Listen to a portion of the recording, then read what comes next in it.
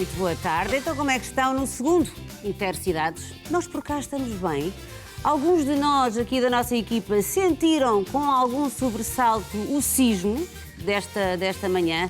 Eu confesso que não senti rigorosamente nada, mas aqui no estúdio onde estamos houve colegas que se assustaram um bocadinho. Foram dois sismos, segundo sabemos. O que é que eu quero dizer? Vamos ter aqui um programa fantástico, mas antes quero pedir-vos para, se tiverem coisas para nos dizer, histórias para nos mostrar, sugestões de convidados, uma pessoa que vocês acham que eu deveria entrevistar, ou uma história da vossa região, do vosso concelho que vocês acham que deva ter visibilidade, escrevam-nos. Nós temos uma caixa de e-mail preparada para vos receber, é intercidades@contalá.pt e ficamos sempre muito felizes quando sabemos de vocês, quando vocês nos passam as vossas propostas, porque este programa é de toda a gente e é sobretudo de quem o está a ver.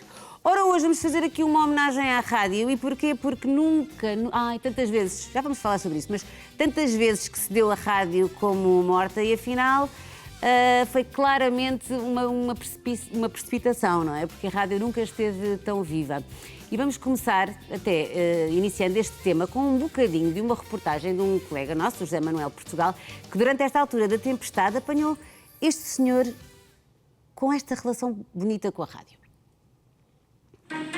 Devido à passagem da tempestade Kristen, embora em potência reduzida, estarão no ar os 3 canais, até à recuperação total da estação emissora.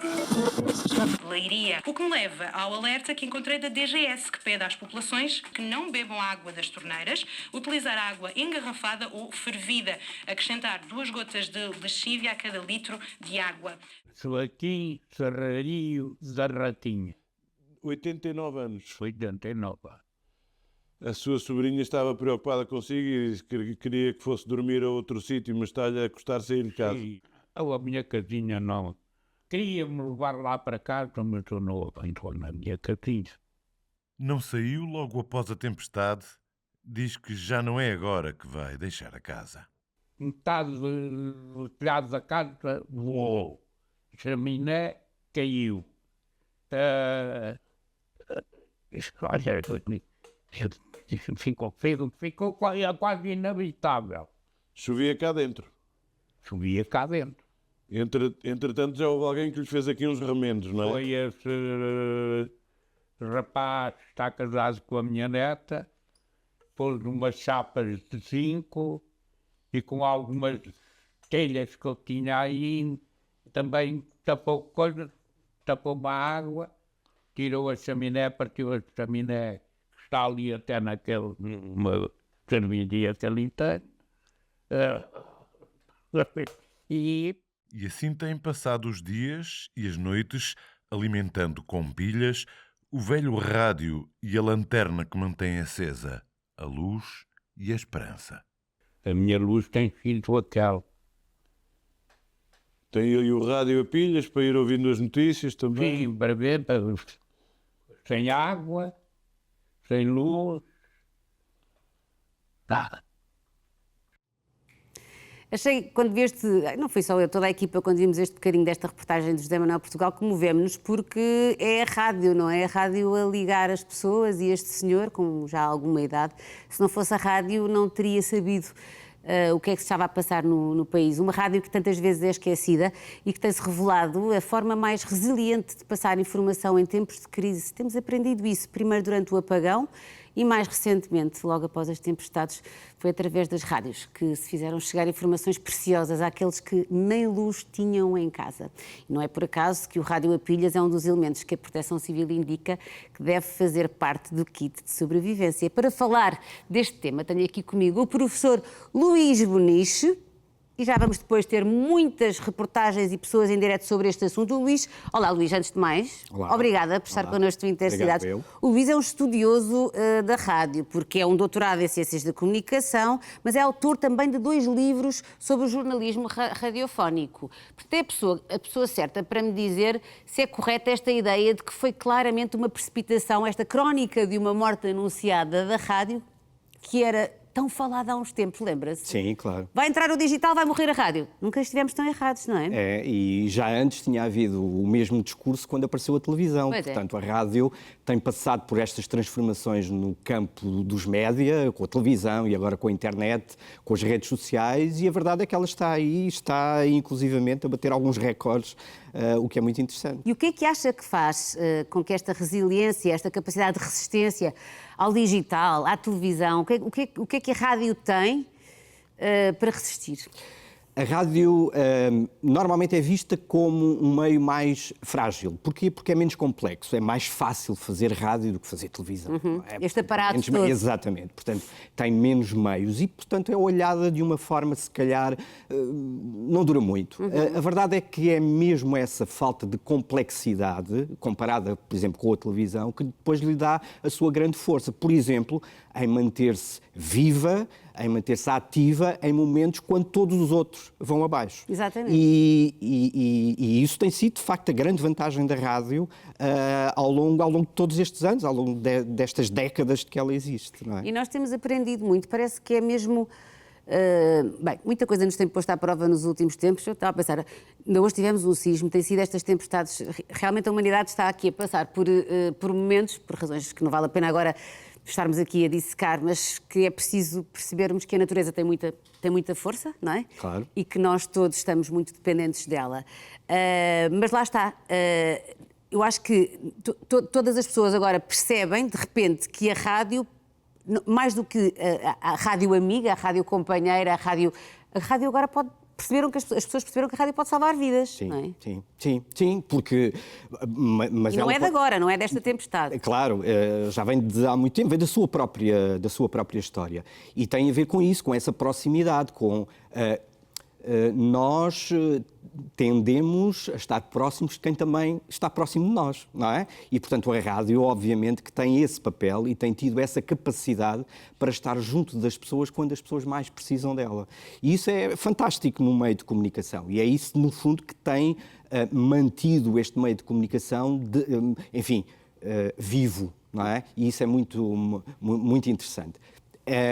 Agora, também é importante olharmos para a rádio, não é? Esse é outro ponto, eventualmente falaremos ou não. Mas não, diga. É importante, efetivamente, olharmos também para a rádio, porque nós temos visto, ainda esta manhã estava a ouvir notícias, de que há rádios que ou não estão a emitir, ou estão a emitir com grandes dificuldades na zona centro do país, e isso também se deve ao facto de elas terem poucos meios. Estou a falar em concreto de rádios locais que, no seu dia-a-dia, já vivem com grandes dificuldades. Perante situações destas, as dificuldades aumentam, não é? Pois, é um bom momento para olharmos, de facto, como o Luís dizia, para as rádios, sobretudo também, e pode se calhar falar um bocadinho sobre isso, para a importância das rádios locais. Muitas vezes não pensamos nelas, não é? E até há um olhar um bocadinho sobranceiro, arrisco dizer, aquela rádio lá da terra, não é? Mas que fazem um trabalho importantíssimo, que são importantíssimas para as populações, que muitas vezes têm um conhecimento de grande intimidade e proximidade com aquilo que são os problemas das pessoas e que são muitas vezes desprezadas até a nível de apoios daquilo que é a verdadeira comunicação social de uma forma inteira, não é? Sem dúvida. As rádios locais, é preciso recuar, se calhar aqui no tempo, mas não vamos entrar aqui em grandes detalhes, porque é que elas apareceram. E elas apareceram justamente para estar perto das comunidades. Era preciso que tivesse havido alguma aposta em políticas públicas que permitissem que as rádios locais continuassem a existir com essa mesma função. E a verdade é que muitas delas já não existem, outras existem não com a função de rádio local, no sentido em que estão próximas das populações, no sentido em que conseguem transmitir informação útil para as populações, e aquelas que existem com grandes dificuldades. Com grandes dificuldades. E vou-lhe dizer, o nosso próximo convidado, o Luís Mendonça, vai entrar, não via rádio, eu adoraria, mas o Luís vai entrar via WhatsApp. Ele é o presidente da Associação Portuguesa de Radiodifusão, tem uma larga experiência nesta matéria, é a maior associação de rádios do país. E eu gostava que o Luís, para já, boa tarde, Luís, obrigada pela sua presença nesta emissão, e gostava que completasse aqui aquilo que o Luís Boniche acabou de dizer e que nos desse mais alguns dados. Sabemos que já se falou muito do impacto destas tempestades em muitos setores, mas pouco se falou, por acaso falou-se há pouco tempo por causa do Dia da Rádio, mas devia-se falar-se mais também do impacto que estas tempestades tiveram nas rádios em Portugal, e eu gostava de ter aqui um bocadinho da sua análise. Boa tarde, obrigado pelo convite. Obrigada, E com todo o gosto que estamos aqui. Pois é verdade, a rádio, como o Luís Muniz já disse, tem-se sabido manter ativa, próxima das populações, e é isso que a mantém ainda hoje viva. Não está mais viva, não está mais próxima das populações porque tem faltado políticas públicas. Não há volta a dar-lhe a isto, não é? Há falta de políticas públicas e não valemos. Basta recordar que no início dos anos 2000, 2010, 2011, 2012, tivemos crises financeiras, tivemos problemas e mais problemas. E os políticos acharam que a rádio não tinha lugar nesse espaço, portanto não desenharam nenhuma política pública para dar força às nossas rádios. Depois tivemos uma série de anos onde a estabilidade proliferou em Portugal, não é, em termos políticos, mas também esses políticos não quiseram saber nada da rádio, nada. O primeiro político que ultimamente olhou com olhos de ver para isto foi o atual Presidente da Câmara Municipal do Porto, Pedro Duarte, que, enquanto Ministro, decidiu olhar para isto, fazer um documento de políticas de apoio, portanto, algumas políticas, pelo menos, não é? Olhar para este setor e reconhecer-lhe importância. Portanto, Luís, é pena... Luís, mas compreendendo que e é importante valorizarmos todos aqueles que apoiam a rádio, porque infelizmente são poucos no que diz respeito às políticas públicas, mas gostava que me fizesse aqui um apanhado, que há muita gente que não tem noção. Quais foram os verdadeiros danos, sobretudo nas rádios locais, destas tempestades? Temos muitas rádios que não estão a trabalhar, que não estão com capacidade de emitir por causa do que aconteceu? Sim, nós fizemos, em termos da Associação Portuguesa da Radiodifusão, fizemos um pedido aos nossos associados. Portanto, só dos nossos associados, nós contabilizamos 30 rádios a nível nacional que ficaram com problemas na sua emissão. Algumas não estão a emitir sequer, algumas estão a transmitir só pela internet, porque ficaram com os equipamentos muito danificados. Não só na zona de Leiria, do Distrito de Leiria temos 10 rádios, 10, e depois as outras 20 estão espalhadas um pouco por todo o país, portanto Castelo Branco, por Setúbal, por Coimbra, Porto, Vila Real, portanto foram todas afetadas. O que é que acontece? As torres onde estão instaladas as antenas das rádios caíram. E portanto, como as torres caíram, todo o equipamento que lá estava sustentado caiu também por terra, não é? Portanto, ficou tudo inoperacional. E não deixa de ser, e o Luís Muniz pode entrar perfeitamente nesta conversa, não deixa de ser tão injusto e tão irónico que estejamos aqui a elogiar e todos a reconhecer que em alturas de catástrofe, toda a gente, antes dizia-se ó tio, agora é ao rádio, não é? Porque todos nós reconhecemos que as rádios são fundamentais, nomeadamente as rádios locais, e ainda assim agora tivemos um problema de tempestades que afetaram as nossas rádios e continuamos com estas rádios sem apoio e sem estarem no ar. Portanto, há qualquer coisa que tem que ser feito. Vou juntar aqui só para terminarmos o Luís Muniz também à conversa com o Luís Mendonça, que sei que se conhecem.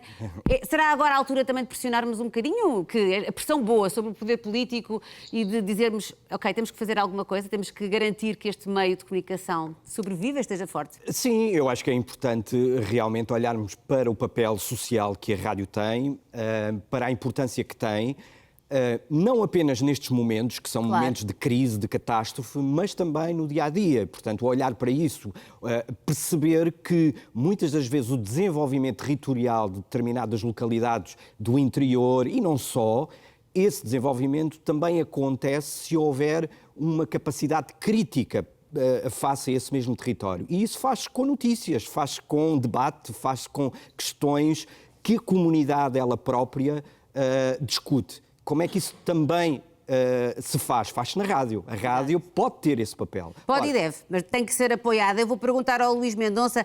Luís, olha, vou-lhe dizer aqui uma coisa que fica aqui uma promessa. O Conta Lá tem uma relação e quer ter uma relação de amor e de paixão pelas rádios. São muitíssimo importantes. E nós queríamos começar aqui por perceber consigo, mas com certeza teremos muitas alturas em que poderemos falar sobre este tema. Como é que sobrevivem as rádios locais neste momento? Só para percebermos, o apoio que estas rádios têm, a maioria do seu apoio vem de que entidades? Como é que elas sobrevivem?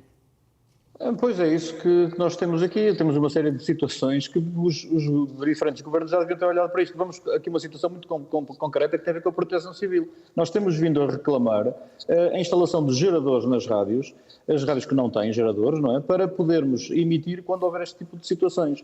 E se nós tivermos esses tais geradores, nós conseguimos estar a emitir. O que é que nós damos em troca ao Estado português por nos dar os geradores? Damos a possibilidade de colocar a nossa antena à disposição da Proteção Civil, ou seja, depois de fazerem chegar as informações que a Proteção Civil achar mais pertinentes, estamos disponíveis para fazê-las passar às nossas comunidades. Portanto, há aqui uma ligação muito próxima, muito direta, não é? Que eu acho que é importante. Luís... Quanto ao financiamento, eu não queria fugir à pergunta, não é? Quanto ao financiamento, é exatamente isso que também voltamos a dizer. Quanto mais apoiadas forem as rádios de uma forma geral, por exemplo, através deste exemplo que eu agora dei, mais fortes elas estarão e menos dependentes também das situações mais próximas das suas câmaras municipais. Exato. Portanto, não estarem dependentes também desse tipo de situações. É isso que nós queremos também evitar, não é? Luís, muito obrigada. Espero que esta seja a primeira de muitas conversas. Vamos seguir. Já estaremos disponíveis. Obrigada. Vamos seguir agora e se quiser depois acompanhar o programa, tenho a certeza que vai apreciar, porque vamos agora fazer uma ligação, obviamente, a duas rádios. Temos a Maria João Costa na Rádio Monte Alegre, uma rádio local com 32 anos e que trabalha apenas com 2 colaboradores. Está on todos os dias a divulgar não só as notícias da região, como aquilo que se vive, uma programação diversificada, mas temos também o Marcos Pinto e o Marcos está, eu tenho que pôr aqui os meus óculos, desculpem lá, está na Cardal FM em Pombal, o nosso Marcos, estão os dois aqui em Tuei. O Marcos está a estrear-se hoje no Conta Lá. Bem-vindo a este comboio, a este Intercidades. Marcos, também é teu este programa, é um gosto ter-te cá. Já aí vamos, Marcos, se não te importares, está bem? Vamos começar com a Maria João, de Monte Alegre, e depois já voltamos ao teu contacto, Marcos. Maria João, Rádio Monte Alegre a emitir. Olha, eu tenho mesmo que fazer isto, Rita. Faz. Boa tarde a todos, sejam muito bem-vindos à Rádio Monte Alegre, Voz do Barroso, hoje, em direto no Conta Lá. Tinha mesmo que fazer isto, não começar assim era não começar em bom, com toda a certeza.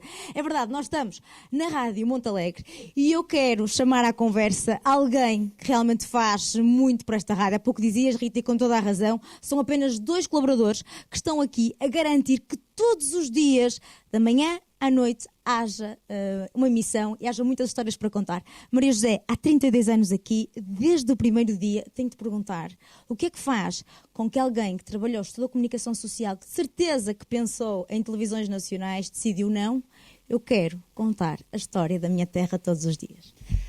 Olá Maria João, quero em primeiro lugar felicitar o vosso canal porque os princípios que se veste é exatamente aquilo que é a ideologia da Rádio Monte Alegre, dar voz ao interior, dar voz às pequenas e grandes importâncias e tantas vezes a gente que não tem voz. Foi este o princípio que esteve na gênese do início desta rádio, a primeira emissão 15 de setembro de 1994. Antes dessas emissões eu já cá estava a tentar aprender qualquer coisa. Então são 32 anos de uma missão comunitária, porque pode ser assim chamado, a fazer valer os valores que são e que estão na base daquilo que conquistamos a 25 de abril de 74, que estamos a falar de uma programação desde manhã. Vocês têm o Toque a Acordar, têm as notícias e sei perfeitamente que tu, Maria José, durante a semana fazes com que vais criando outro tipo de conteúdos, outro tipo de programas para que ao fim de semana também estejam no ar. Sim, temos uma programação variada, diversificada, os meios humanos são poucos, como já pudeste referir. Procuramos trazer a voz da comunidade, é uma questão também de transparência, de como funcionam as nossas instituições, levar a informação, levar a consciencialização, a informação que é muito útil também na área da saúde, na área do desenvolvimento local, na área da economia, na área da educação, cultural, etc. Portanto, a nossa programação veste-se de valores e de princípios daquilo que é o jornalismo e daquilo que é o humanismo. Portanto, é uma rádio feita com pessoas e para pessoas, com a produção de conteúdos direcionados para uma comunidade e que, desde o aparecimento da internet, esta rádio deixou de ser uma rádio local para ser uma rádio global. Era aí que eu queria chegar. Sabem que em conversa com a Maria José, ela dizia-me algo como: não, Maria João, eu sinto que nós conseguimos chegar cada vez mais longe e que somos falados e somos mencionados não só por órgãos nacionais, mas também por órgãos internacionais, porque os imigrantes também ouvem e vocês são notícia lá fora. Vocês sentem que hoje a Rádio Montalegre é muito mais do que uma rádio local, é uma rádio global, Maria José? Sentimos isso pelas mensagens que chegam até nós, através das redes sociais, designadamente o Facebook, que temos um alcance muito grande. Isso vê-se através das reações, dos comentários, das milhares de visualizações, etc. É certo que se a Rádio Montalegre não fizesse este serviço de proximidade, nós não teríamos o Montalegre desde a Aurísia da Ponteira ou a Lourdes Costa da Aldeia Nova em televisões nacionais. Elas nasceram aqui e ganharam uma dimensão do país. É o que eu costumo dizer, não há pequenas nem grandes importâncias, há importâncias. E Montalegre é cada vez mais importante, a verdade é essa. Obrigada, Maria José. Rita, daqui a nada quero que conheçam, quero que tu conheças e quero que quem nos está a ver lá em casa também conheçam o Sr. Albino, conheçam a Gorete, que são ouvintes da Rádio Montalegre e vão-nos mostrar porque ela é tão importante. Que bom, que maravilha. A paixão é uma coisa que é recorrente. Nós também fazemos televisão com paixão, e sabemos reconhecer quando há pessoas a falar com paixão sobre aquilo que fazem. É o caso da tua convidada, que fala com muitíssima paixão pela rádio que a encanta há tantos anos. Pombal foi um dos concelhos mais fustigados pelo mau tempo e ali a rádio assumiu um papel absolutamente crucial para as pessoas se manterem juntas, informadas e até com uma sensação de que não estavam sozinhas.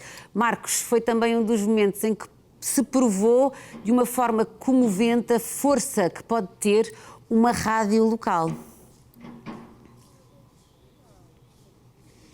Sim, Rita, e também naqueles dias muito difíceis, a prova que a rádio também sabe reinventar. Nós estamos aqui na freguesia de Pombal, lá ao fundo é a Serra de Sicó e é lá que se situa o posto transmissor da Rádio Cardal FM, que emite em 87.6 aqui no concelho de Pombal. E o que é que aconteceu naquela madrugada?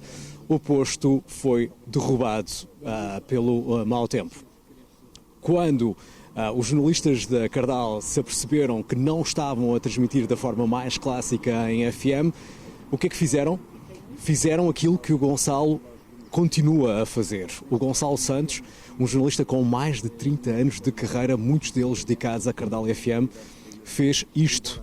Ou seja, esteve sempre a atualizar a informação com todas as freguesias, que é aquilo, vão já, exatamente, obrigado por interromper, mas vocês estão, foi isto, Gonçalo, foi este direto com os autarcas locais e esta necessidade de informar as pessoas. Exatamente, foi isto, nos primeiros dias, infelizmente, sem a nossa antena, como acho que já tiveste a oportunidade de, deves ter dito, não é? Ficámos sem antena e depois foi esta a solução que arranjámos. Fomos às freguesias. Pombal tem 17 freguesias, é um concelho muito grande, tem 626 km² e, portanto, de uma ponta à outra, para fazer todo o concelho sem comunicações, podemos imaginar como é que é, não é? Porque nós não tínhamos como comunicar com os presidentes de junta, a solução era agarrar no carro, no tripé, no telemóvel e ir ter com as pessoas e com os presidentes. Gonçalo, mas foi tomada essa decisão, aliás, o teu tripé, o teu equipamento de trabalho, o telemóvel, o tripé, o microfone, ainda assim as comunicações estavam muito difíceis, ou seja, como é que foi o teu método era em direto, gravavas o vídeo e depois publicavas nas redes, como é que fazias? Sim, o método era exatamente esse, eu partia de Pombal, muitas vezes sem conseguir contactar com os presidentes de junta porque todo o concelho estava sem comunicações, procurava-os na junta de freguesia, depois encontrava-os ali por perto, gravava no telemóvel e depois, quando chegava à rádio, passava o vídeo para as nossas redes sociais e tirava o áudio também para pôr na nossa emissão online, porque tivemos sempre emissão online, apesar de não termos a antena FM, que agora já está felizmente a funcionar. Ainda assim, os ouvintes que eram espectadores, como é que eles conseguiam ter acesso às publicações nas redes sociais se as comunicações eram tão difíceis? Porque na zona urbana da cidade as comunicações começaram a funcionar logo relativamente cedo, passado poucas horas da catástrofe e, portanto, muitas das pessoas das aldeias têm familiares ou pessoas ou que vivem na cidade ou que vêm à cidade durante o dia, e depois eu percebia pelos comentários que as pessoas transmitiam com os familiares, acabavam por comentar que no sítio tal ainda não há eletricidade, e aliás interagiam com os presidentes de junta também nos vídeos muito, isto é como tudo, não é? Há sempre críticas positivas, críticas menos positivas, mas essa interação fazia com que entendêssemos que estava a resultar esta dinâmica de comunicação. Gonçalo, obrigado. Daqui a pouco vamos conversar com a Presidente da Junta de Freguesia de Pombal e também com o Presidente da Junta de Freguesia do Lourissal. Também termos aqui o depoimento dos autarcas e também para que eles possam partilhar connosco a importância que a rádio teve naqueles dias e, na verdade, continuam a ter. Rita, eu bem sei que hoje o tema do Intercidades tem a ver com a importância da rádio, mas daqui a pouco, quando voltarmos aqui, eu vou querer mostrar-te a ti e aos nossos espectadores o armazém onde continuam a chegar a todo momento doações e mais doações, são talhas, são ripas de madeira e, portanto, gestos bonitos que também merecem atenção. Isso fica para daqui a pouco. Até já. Já aí voltamos, Marco. Muito interesse na tua reportagem e nos teus convidados. Obrigado. E aqui, Luís, um exemplo tão claro de que realmente a necessidade aguça o engenho e quem quer comunicar e quem tem esse sentido e essa missão, e na rádio existe de facto, por tradição, esse sentido e essa missão de estar com as populações. Aqui está o exemplo de um repórter que se fez à estrada e ainda assim conseguiu cumprir o seu trabalho. Talvez porque esta parafernália da televisão não seria possível, mas ele conseguiu. É isso mesmo. Aliás, vocês trouxeram aqui dois excelentes exemplos daquilo que é verdadeiramente a rádio e esta força de vontade também de quem trabalha na rádio. Por um lado, uma rádio que trabalha com 2 colaboradores, que é uma coisa fantástica, uma coisa extraordinária. Não é? E consegue efetivamente ter uma emissão. Não é? Exato. E depois uma outra rádio que, passando por um momento extraordinário pela negativa, consegue mesmo assim estar também junto à sua população. Eu acho que na realidade é essa a força da rádio e que a mantém viva. Começámos a falar sobre isso. Sem dúvida, e o que mantém viva a rádio são os ouvintes. E a Maria João prometeu-nos, ela agora vai ter de cumprir essa promessa, ela prometeu-nos que nos traria ouvintes de Montalegre, da rádio de Montalegre. Maria João, vais cumprir a tua promessa? Eu cumpro tudo, eu cumpro sempre as minhas promessas. Agora, vocês têm mesmo que conhecer o Sr. Albino, não é, Sr. Albino? Sr. Albino, eu sei que estas coisas não se dizem, mas estamos a falar aqui de um jovem de 77 anos que me disse assim: Maria, claro que eu ouço rádio, isto aqui não dá para... Olha, isto não dá para fazer chamadas, não dá para fazer muito mais, não é, Sr. Albino? A rádio é a sua melhor companhia, porquê, Sr. Albino? Porque com quem passo o tempo, o maior tempo. Qual é assim o programa favorito? Eu sei que de manhã tem uma rotina já religiosa, não é, Sr. Albino? Religiosas há pouco, o nosso Montalegre é tudo coisas portuguesas. Certo, mas de manhã o que é que faz? E notícias de tudo. Mas antes de ir de casa, o que é que já sabe, antes de ir de casa? Antes de ir de casa, almoçar. Não, mas antes de ir de casa, já sabe que está a chover ou se está sol, ouve como é que é? Notícias, acidentes, se neva, se não neva, se está tudo bem, se está tudo mal, e eu fico radiante da minha vida. Fica logo informado. O mais importante já fica... satisfeito. E satisfeito. Estou contente. E à tarde há um programa que gosta muito de ouvir, não é, Sr. Albino? Qual é que é? À tarde é mais à noite. Tarde, noite, não é? Ali já mais... À tarde vocês... os discos pedidos. E costuma ligar para aqui, para a rádio, para fazer discos pedidos? Para essa fala, não, para os discos pedidos. O amor não precisa que ligue para a rádio para ouvir música. Ela liga o rádio de baixo e de cima, entramos em contacto e tal, e coisa, e enfim. Para a rádio, só o telefone, tanto para essa falha e logo imediatamente. Você não precisa de fazer discos pedidos para a Sou Mais Que Tudo, porque a Sou Mais Que Tudo também está lá em casa a ouvir a rádio. E vocês namoram muito, não é, Sr. Albino? Portanto, não precisa estar ali a mandar músicas para ela, é isso? Evidentemente. Pronto, é isso. Agora, mas liga para cá quando? Em que momentos é que liga para cá, Sr. Albino? Então, para essa falha, pergunto logo o que é que houve, o que é que se passou, como é que... Quando falhou? Quando foi agora a altura do apagão? Lembra-se disso? O que é que pensou que tinha acontecido? Não liguei como uma das outras vezes, quando falha. Está vento, eu e mais a minha senhora, diz, olha, está muito vento, então já não temos rádio. Ok. A rádio. Já estão habituados, não é? De vez em quando isto falha. E então o Albino Videira toca a ligar para aqui, a ver se então o que é que se passa, não é, Sr. Pois, Albino? com certeza. Claro. Ora, essa, ficar sem rádio é que não pode ser, Sr. Albino. E houve o dia todo, não é, Sr. Albino? tão depressa cá, chego a casa, carrego logo no graminho. Até à noite, não é, Sr. Albino? Muito obrigada, Sr. Albino. Eu ficava aqui a falar consigo o resto do dia, mas tenho que falar com a Gorete. Porque a Gorete também é nossa, aliás, é ouvinte da Rádio Montalegre, e mais do que ser uma ouvinte, é alguém que também conhece muito esta comunidade. Gorete, falávamos as duas em off há pouco, a importância que a rádio tem nos dias de hoje e também aqui os principais desafios. Naturalmente. Boa tarde, Maria João, boa tarde ao Conta Lá, e nós por cá contamos o seguinte, que de facto a importância que esta Rádio Montalegre tem na nossa comunidade, nos serviços que presta em termos de proximidade. Vemos estas mais-valias, sobretudo na democratização e no acesso à informação, que faz da nossa comunidade mais capaz de fazer face aos desafios que se vão colocando. E a prova disso é que os diferentes serviços que temos, desde os culturais aos sociais, nós temos rubricas mensais que religiosamente cumprimos. Para além de que temos a noção plena que esta informação e esta voz do Barroso chega não só a todo Barroso, mas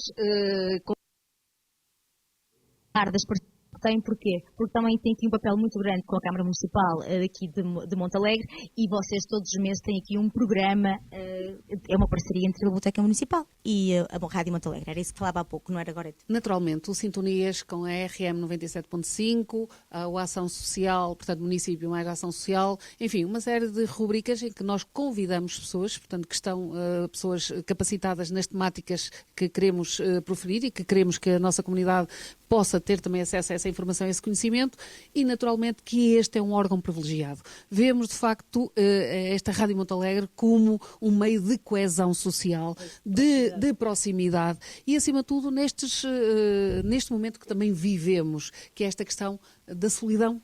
Não é? Caso do Sr. Albino? Naturalmente. E esta companhia, e digamos que aqui as rádios têm este papel fundamental. Gostava, já que tenho este minuto, de deixar aqui esta nota e, sobretudo, alguém que possa ouvir e legislar nestas matérias, olhar para estes meios de informação e de comunicação, que são eles também um ninho do desenvolvimento e a promoção dos próprios patrimónios. Falávamos agora de aproveitar também, já que está aqui comigo, falávamos logo no início do programa, a Rita falava também com os nossos convidados, o digital, falou-se muito que o digital ia acabar com a rádio, muito pelo contrário. Pelo contrário, naturalmente. É quase, pronto, isto é de feito de profissão, a questão dos livros, o suporte digital e o suporte impresso. Está aí provado que o impresso está para ficar. Absolutamente. São formas diferentes de acesso à informação e nós precisamos disso. Portanto, esta Rádio Montalegre tem feito cumprir estes 50 anos de liberdade. Nós vamos continuar a fazer. Agora foi um gosto. Vamos despedir Maria José, vamos despedir com a Maria José da Rádio Montalegre em direto no Instagram. Aqui também muito em direto para quem nos está a ouvir na rádio. Estamos aqui a mostrar que a Rádio Montalegre veio para ficar. Maria José. Obrigada, Maria João, e muito sucesso para o vosso trabalho. E muito sucesso para a Rádio Montalegre. Foi um gosto vir conhecer uma rádio que faz tanto não só por Montalegre, mas pelo nosso país. Obrigada, Maria João, que maravilha. Que maravilha de convidado. Olha, vou guardar para sempre a frase do Sr. Albino, que disse: rádio falha, mas volta sempre. Eu acho que é uma homenagem lindíssima à rádio e é uma grande verdade. Pode falhar, mas volta sempre. Obrigada, Maria João. Um beijinho, boa viagem de regresso a casa. O Marcos também sabe que a rádio falha, mas volta sempre e que nada, mas nada derruba a rádio Cardal FM. Não, na verdade foram 8 dias em que a rádio não emitiu em FM, mas o Gonçalo Santos pegou no seu telemóvel, no seu tripé e ia fazendo atualizações constantes na página de Facebook e também nas redes sociais, também se pode fazer rádio. O que é que eu também quero partilhar convosco? Nós estamos aqui em Pombal, num dos armazéns que continua de portas abertas com bens essenciais para que as pessoas que foram afetadas pelo mau tempo possam reconstruir a sua vida na medida do possível. E, portanto, temos bens essenciais, temos muita roupa lá ao fundo, mas ainda há pouco testemunhámos uma carrinha que veio de Santa Maria da Feira a transportar blocos e tijolo. Temos também cimento e, portanto, esta operação de ajuda de reconstrução, é um gesto muito, muito bonito que nós estamos também a acompanhar desde que chegámos aqui há pouco, aqui a Pombal. Mas, voltando ao mote do nosso programa de hoje, a importância da rádio local, foi muito importante o trabalho, aliás, continua a ser muito importante o trabalho que a Cardal FM faz aqui em todo o concelho, em 87.6, e vamos também saber o que é que pensam dois autarcas, a Carla e o Célio. A Carla é presidente da Junta de Freguesia de Pombal. E não, Carla, não lhe vou pedir o que é que acha do trabalho do Gonçalo. Não, mas da importância da rádio pode perguntar. Não, mas falando muito a sério, ainda assim, a Cardal esteve 8 dias sem emitir, mas o Gonçalo teve o brio de pensar que nas redes sociais também se podia atualizar. Isso foi importante para as pessoas aqui da Terra. Foi muito importante. Foram muitos dias sem qualquer comunicação. Aliás, ainda hoje nós não temos comunicações. Por exemplo, eu moro aqui a 500 metros, em casa não tenho redes móveis, não tenho televisão. O que funciona, tenho uma mãe que tem alguma idade, tem 74 anos, o que funciona de manhã à noite naquela casa é a rádio. E saber das notícias pela rádio, claro que as rádios nacionais e as televisões nacionais é claro que fazem o seu trabalho e também fazem um excelente trabalho, mas é questão da proximidade. É isso tal mesmo. Como as juntas de freguesia, é como o Governo Central e como as juntas de freguesia, é exatamente a mesma coisa. A sensibilidade para as necessidades da comunidade é totalmente diferente em quem entende a comunidade e quem convive em proximidade. E é uma diferença avassaladora, por exemplo, termos jornalistas da rádio que pegavam no carro, não sabendo quem é que iam encontrar e onde é que iam encontrar, mas sabiam, e conhecendo a comunidade, sabiam que aquele Presidente da Junta deve andar ali assim, e encontravam as pessoas e davam feedback das pessoas. Olha, vou passar agora aqui por trás de si para falar com o Célio, que é o Presidente da Junta de Freguesia do Lourissal. O Célio também ia atualizando as notícias da sua freguesia com Gonçalo através das redes sociais e de facto a rádio como meio de proximidade, a rádio local, neste caso a Cardal, é muito importante porque as pessoas reconhecem como sendo seu, uma rádio da sua terra. Ora bem, o Rádio Cardal foi extremamente importante. Como estava a dizer a Carla, nós, sem comunicações, não temos a possibilidade de comunicar com as pessoas que estão isoladas e que têm necessidade também de saber concretamente o que é que se passa. E não é por acaso que o rádio faz parte de um kit de sobrevivência que todas as pessoas devem ter. E isto, em termos de rádio, que vem desde 1896, e se considerarmos ou se compararmos um bocadinho, porque esta catástrofe ou esta calamidade posso comparar até com uma guerra. E o papel que a rádio faz, quer na própria Primeira Guerra Mundial ou na Grande Guerra, na Segunda Guerra Mundial e na Guerra Colonial tinha um papel extremamente importante, e depois também a empatia com a sua voz radiofónica, sem comunicações, foi ter comigo ao terreno para poder fazer o seu trabalho. E eu, no momento, agradeci-lhe imenso, porque eu cheguei a ir à missa, à igreja, para poder comunicar com as pessoas. E à noite, depois dos briefings da Câmara Municipal, às associações, que algumas ainda estavam abertas, e onde eu podia comunicar. E depois havia o passa-palavra, que também é importante.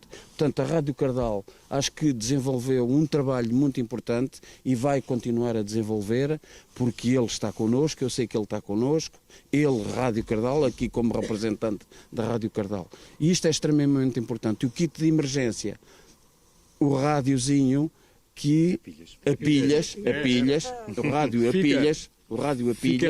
Fica essa nota. E hoje há rádios com energia solar.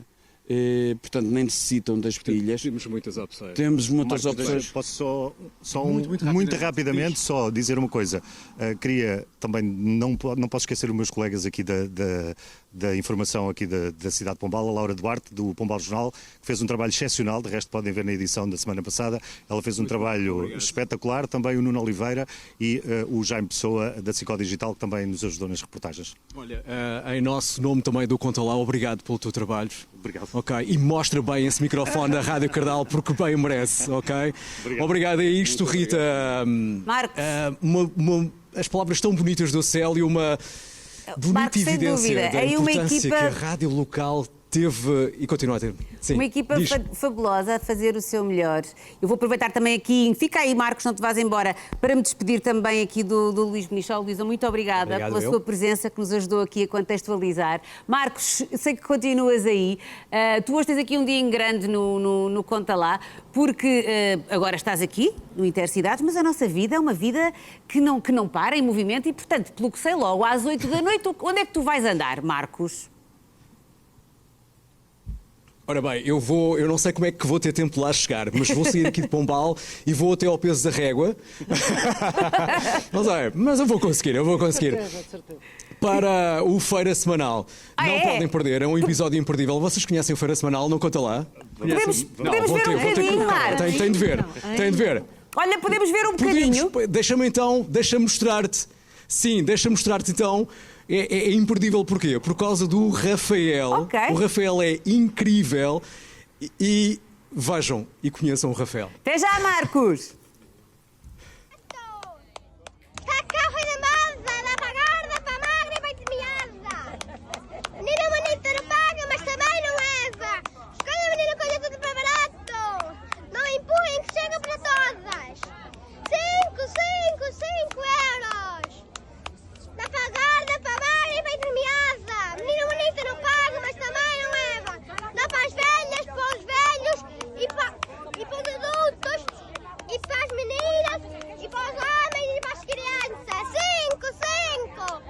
Grande Rafael, a feira semanal do Marcos para ver hoje às 8 da noite, por volta das 8 da noite, no nosso Conta Lá. Nossa próxima convidada.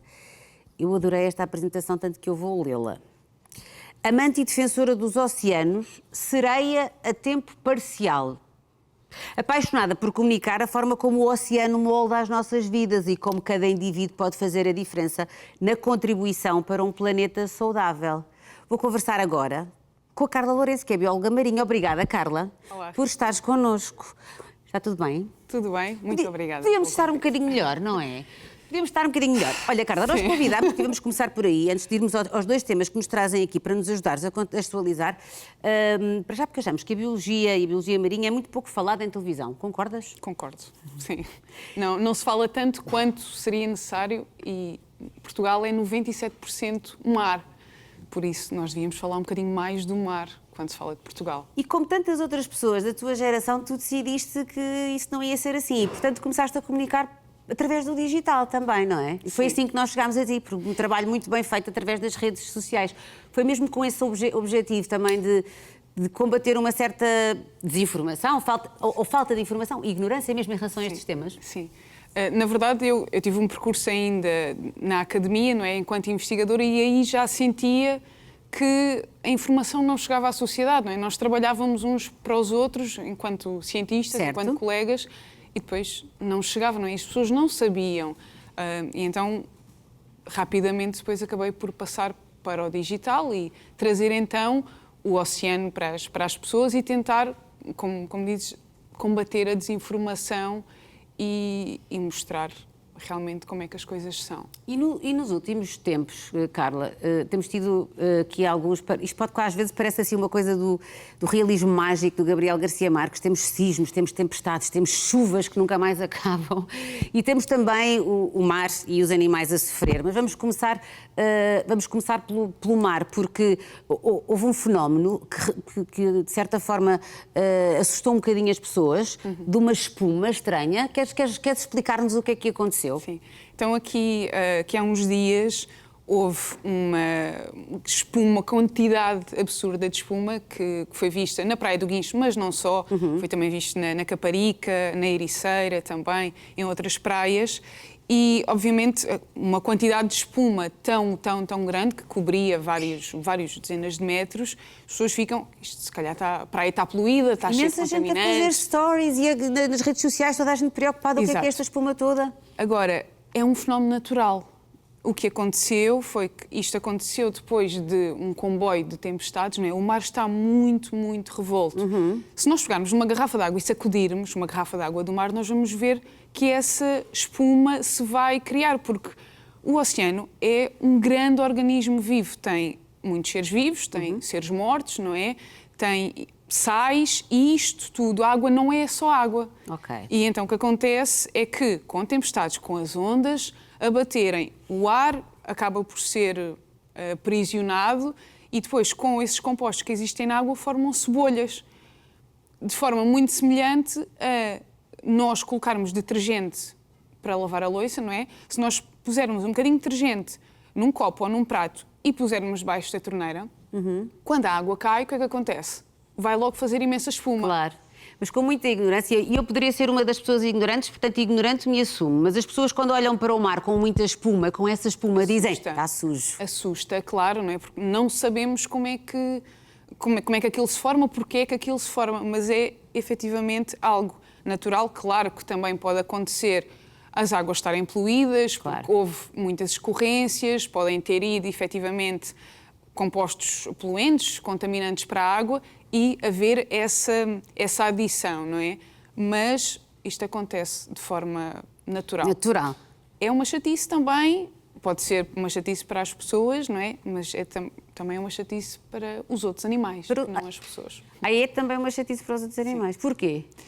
Porque, da mesma forma que falamos do detergente que nos ajuda a tirar as gorduras dos pratos, por exemplo, esta espuma, que pode ter proteínas, se em contacto com, por exemplo, as penas de uma ave marinha, uma ave que já está cansada, que já não aguenta mais as ondas e acaba por pousar ou acaba por tentar descansar na água, não é? Essas proteínas podem remover a camada de gordura, de óleo, que impermeabiliza as penas das aves marinhas. Isso é super interessante. Então, se elas perdem a impermeabilização, as penas vão ficar molhadas, a água entra por dentro e as aves vão acabar por ficar em hipotermia, não é? Porque perderam o seu casaco impermeável. Então, por causa disso, dessa espuma, que houve este fenómeno que também assustou muita gente, de algumas aves que foram encontradas em grande número, ou não teve nada a ver uma coisa com a outra? Não está provado de todo. Ok. Ou seja, pode ser mais uma chadada, digamos assim, exatamente, uma agravante na situação. Que aves é que eram estas? Muitos papagaios do mar, mas não só. Há também painhos, há também tordas anãs, são várias espécies. Claro que os papagaios do mar têm estado mais nas notícias, devido ao grande número, e aquilo que se espera, ou que tem vindo a ser discutido com este arrojamento muito grande, que hoje já se fala em mais de 1.500 papagaios só na costa portuguesa. Foi mais na costa alentejana? Foi ao longo de toda a costa. Na verdade... É que é muito assustadora essa imagem, não é? Sim, na verdade o grande foco é ali na zona de Peniche, também Póvoa do Varzim, mas depois Vagos, Mira também. E isto também está dependente de quem é que as encontra, porque há muitas praias onde ninguém vai, não é? Claro. E estes números, estes 1.500 papagaios, é o mínimo. É o mínimo. São os que são reportados. Foram detectados. Exatamente. E estes arrojamentos, que é isso que nós chamamos quando os animais, ou até quando algas dão à costa, parece estar muito ligado com as tempestades e não necessariamente com a espuma. Claro que a espuma pode ser uma agravante e causar depois colocar os animais que já estão cansados num estado de hipotermia, não é? Mas aqui o que acontece, e se voltarmos novamente à tempestade, não é? Com ondas muito fortes, ventos muito, muito fortes também. Os papagaios do mar são aves que vêm para Portugal e aqui para a nossa região durante o inverno. Vêm uma espécie de férias, não é? Escócia e Islândia é onde se reproduzem. Eles vêm para cá nessa altura e não são aves que sejam fantásticas a planar, por exemplo. Então, quando o vento já está difícil, quando o mar já está difícil e eles se tentam alimentar e não conseguem de uma forma eficaz, e aqui o exemplo que eu posso dar é a comida deles está muito mais longe em termos de profundidade. Então imagina, Rita, o que é viver-se num segundo andar, não é? E sempre, que é a hora de jantar, e sempre que tens que dar uma garfada, tens que descer do segundo andar até o resto chão às escuras, dás uma garfada e voltas para cima, não é? É muito cansativo tentar alimentar assim. Muito.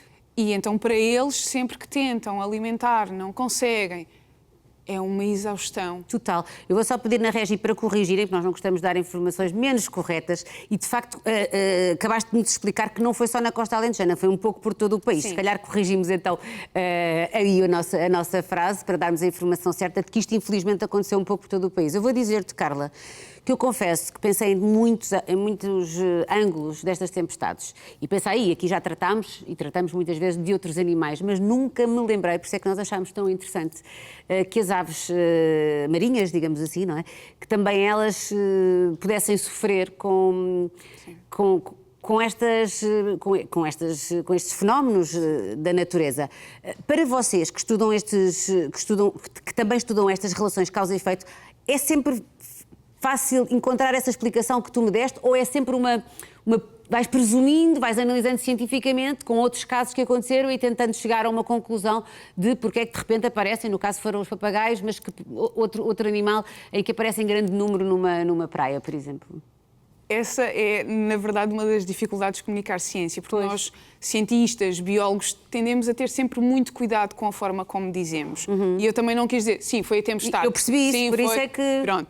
E a Sociedade Portuguesa para o Estudo das Aves, a SPEA, que tem estado a acompanhar todos estes arrojamentos e fazem um trabalho absolutamente incrível, juntamente com centros de recuperação de animais selvagens, eles monitorizam tudo o que acontece e houve um estudo recente até que eles mostraram que dos arrojamentos que conseguiram identificar a causa desse arrojamento, não é, da ave ter vindo dar à costa, as tempestades seriam o principal causador. Mas não são só tempestades, porque as aves podem ficar doentes e podem vir dar à costa porque ficaram doentes, pode haver uma captura acidental, não é? Serem apanhadas numa rede e depois são libertadas, mas o animal já vai morto e depois vai dar à costa.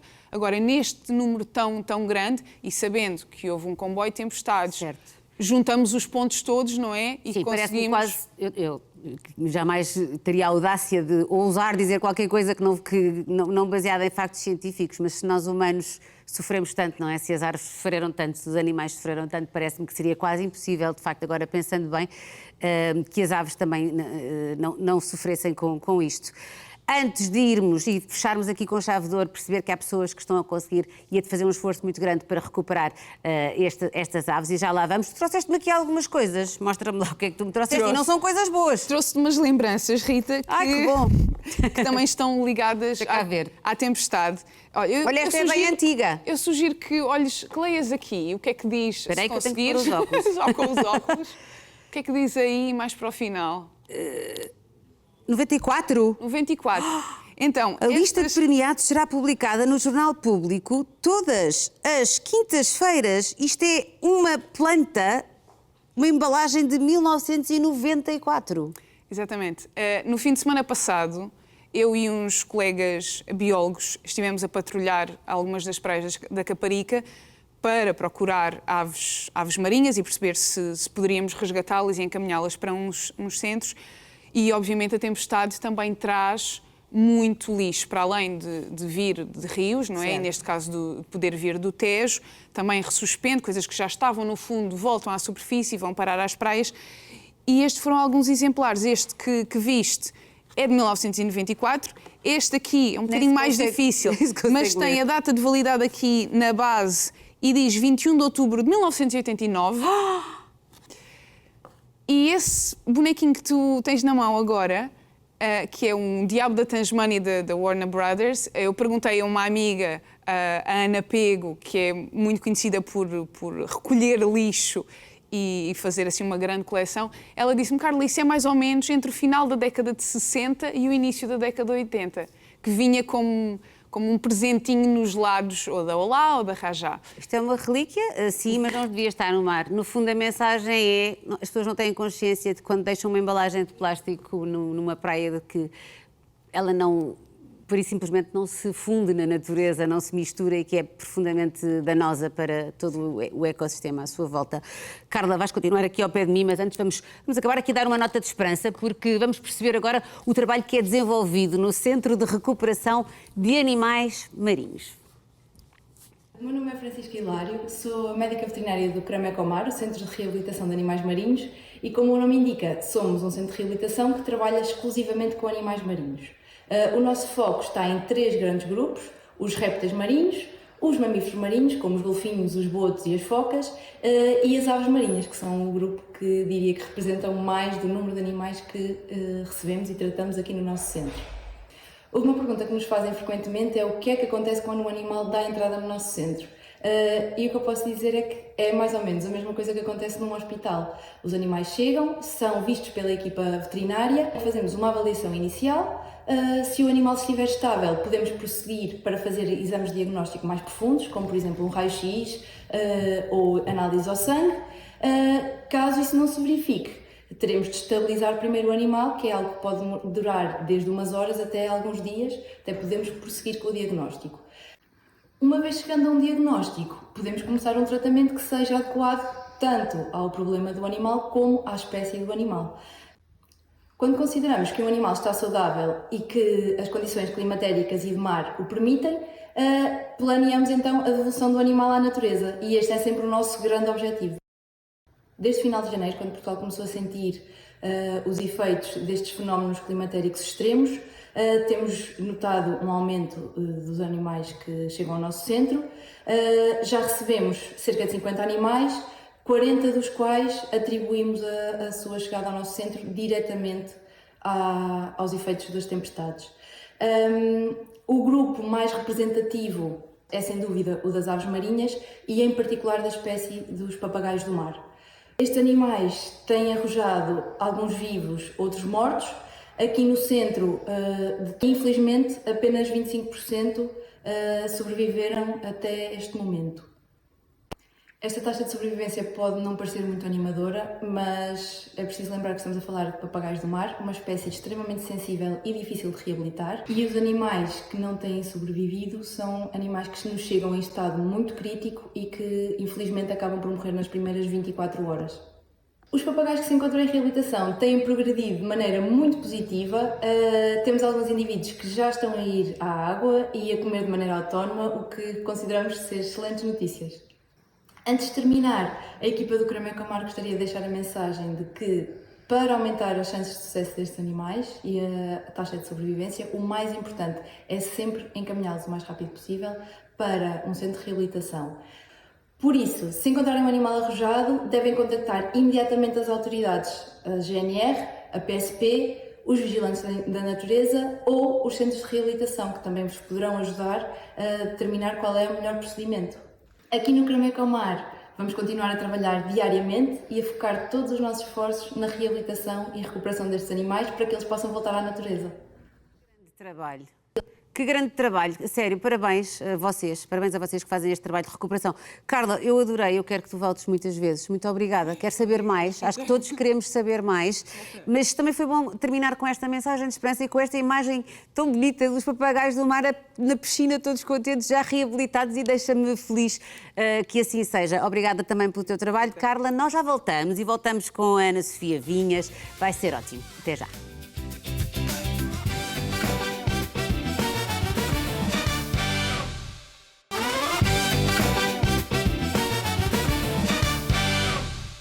Próximo passageiro do Intercidades vem com um mochilão que parece que vai fazer a Europa, mas não é bom, não é essa a intenção, pois não, Paulo? A intenção é outra. Tu és cantor, és uma figura também bastante conhecida no digital, mas eu convidei-te aqui para vir cá hoje porque tu és um exemplo de um homem muitíssimo prevenido. Muito prevenido. E que fez aqui um kit de sobrevivência absolutamente extraordinário. Apesar de não ter sofrido muito com as últimas tempestades, mas ainda assim ficaste sem luz. Sim, tive 8 dias sem eletricidade. Apesar de tudo, sofreste muito. É assim, quando comparado com Leiria, claro. Portanto, eu tive água e tal, mas tive 8 dias. E só quando acontece é que uma pessoa pensa quão dependentes nós estamos, inclusivamente, por exemplo, dos stores. Certo. Os stores são elétricos. Pois é. Tinha vizinhos que tinham tudo para baixo, sempre, durante 8 dias. Escuridão total. Nem a luz do solar podiam aproveitar, não é? Mas olha, tu, desta vez, conseguiste safar-te bem. É, e foi. porquê? Porque já tinhas aprendido a lição. Ora. E eu quero que tu me contes a história do que está aqui. Depois vamos começar a ver coisas, que eu quero Sim. que tu abras isso e Ok, mostres. tá bom. Mas conta-me, como é que Sim. começaste a planear? Na verdade, este isto até, eu comecei há 2 anos a fazer um kit de emergência, assim, uma lanternazinha. Ainda nada tinha acontecido? Não, não. Então porquê? Porque és Eu um sou homem- dessas pessoas. Eu sou desses, percebes? Quando veio o apagão, eu já tinha algumas coisas, mas eu pensei, não me apanham aqui outra vez. Espera aí, com o apagão tu sentiste super esperto. É, pá, espera aí. Eu que senti que já estava Já tinhas passo o à quê? frente. Com o apagão, o que é passo que à tu já frente. tinhas? Tinha metade disto. Ou seja, nem sequer era uma mochila de escola. Mas era o quê que Só. tinhas lá dentro? Vai mostrando, vamos abrir Sim. isto e vai mostrando. O que é que tu já tinhas com o apagão e o que é que tu foste acrescentando a este teu super kit de sobrevivência? Olha, bem, nem sei por onde, nem sei por onde começar. Não, é normal. Isto é exagerado. Não faz Atenção. mal. Nós As estamos pessoas, aqui. quando veem o kit, depois adaptam Claro, com certeza. ao que quiserem. Cada um usa aquilo que quer. É e isso. Tu só estás a dizer o que é que tu tens. É isso. Temos desde máscaras, claro. Máscaras, mas claro. máscara de pó também. Porque não vai a pessoa ficar soterrada. Eu não estou a É brincar. isso, mas é isso. Vês, tu Importante. percebes. Máscaras com pó, mais. Isto é um colete de emergência para o frio, para a Um chuva. cobertor de emergência, daqueles Sim, que aquecem, um género não é? de De cobertor. alumínio. Exatamente. Só vi ainda em filmes, e ainda bem que nunca, Exato, nunca exato. vi Eu ao espero vivo. nunca o tirar daí. Eu também espero que nunca o tires. Exato. Chapéu de chuva assim. Isto é um chapéu de chuva. É. Isso aqui é assim pequenininho, Eu compacto. estou a adorar.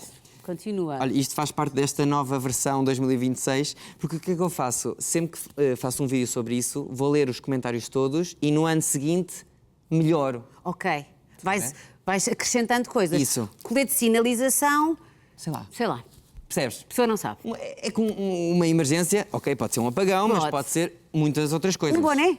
Disseram-me nos comentários que podia ser importante. Um boné. Sei lá, pode cair qualquer coisa do céu, não sei. Ou ficares com. Oh, não, pera. Ou estar sujeito a um sol muito forte e teres que tapar a cabeça. Isso, vês? Faz-me sentido, faz-me sentido. Gorro, luvas. Gorro. Olha, este aqui é para necessidades de emergência.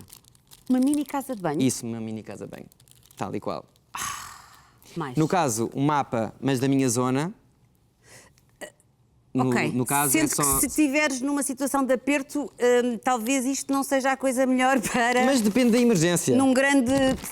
Vá lá, se estiveres num grande buraco, E não mais, sei se. Eu próprio não sei se sei ver, mas eu prefiro ter. Também e pode não ser que sei. encontre alguém que saiba. Mas acho lindo que tenhas um mapa. Acho muito, muito analógico, muito fofo. Eu espero também nunca usar. E gosto de pessoas com mapas, porque eu sou ainda da geração em que os nossos pais iam viajar E lá à abriam frente, o mapa isso. e iam procurar a estrada para onde nós tínhamos. Eu não sei se tinha esses dotes hoje em dia. Tinhas. A pessoa, Achas? quando precisa, depois a pessoa arranja os dotes.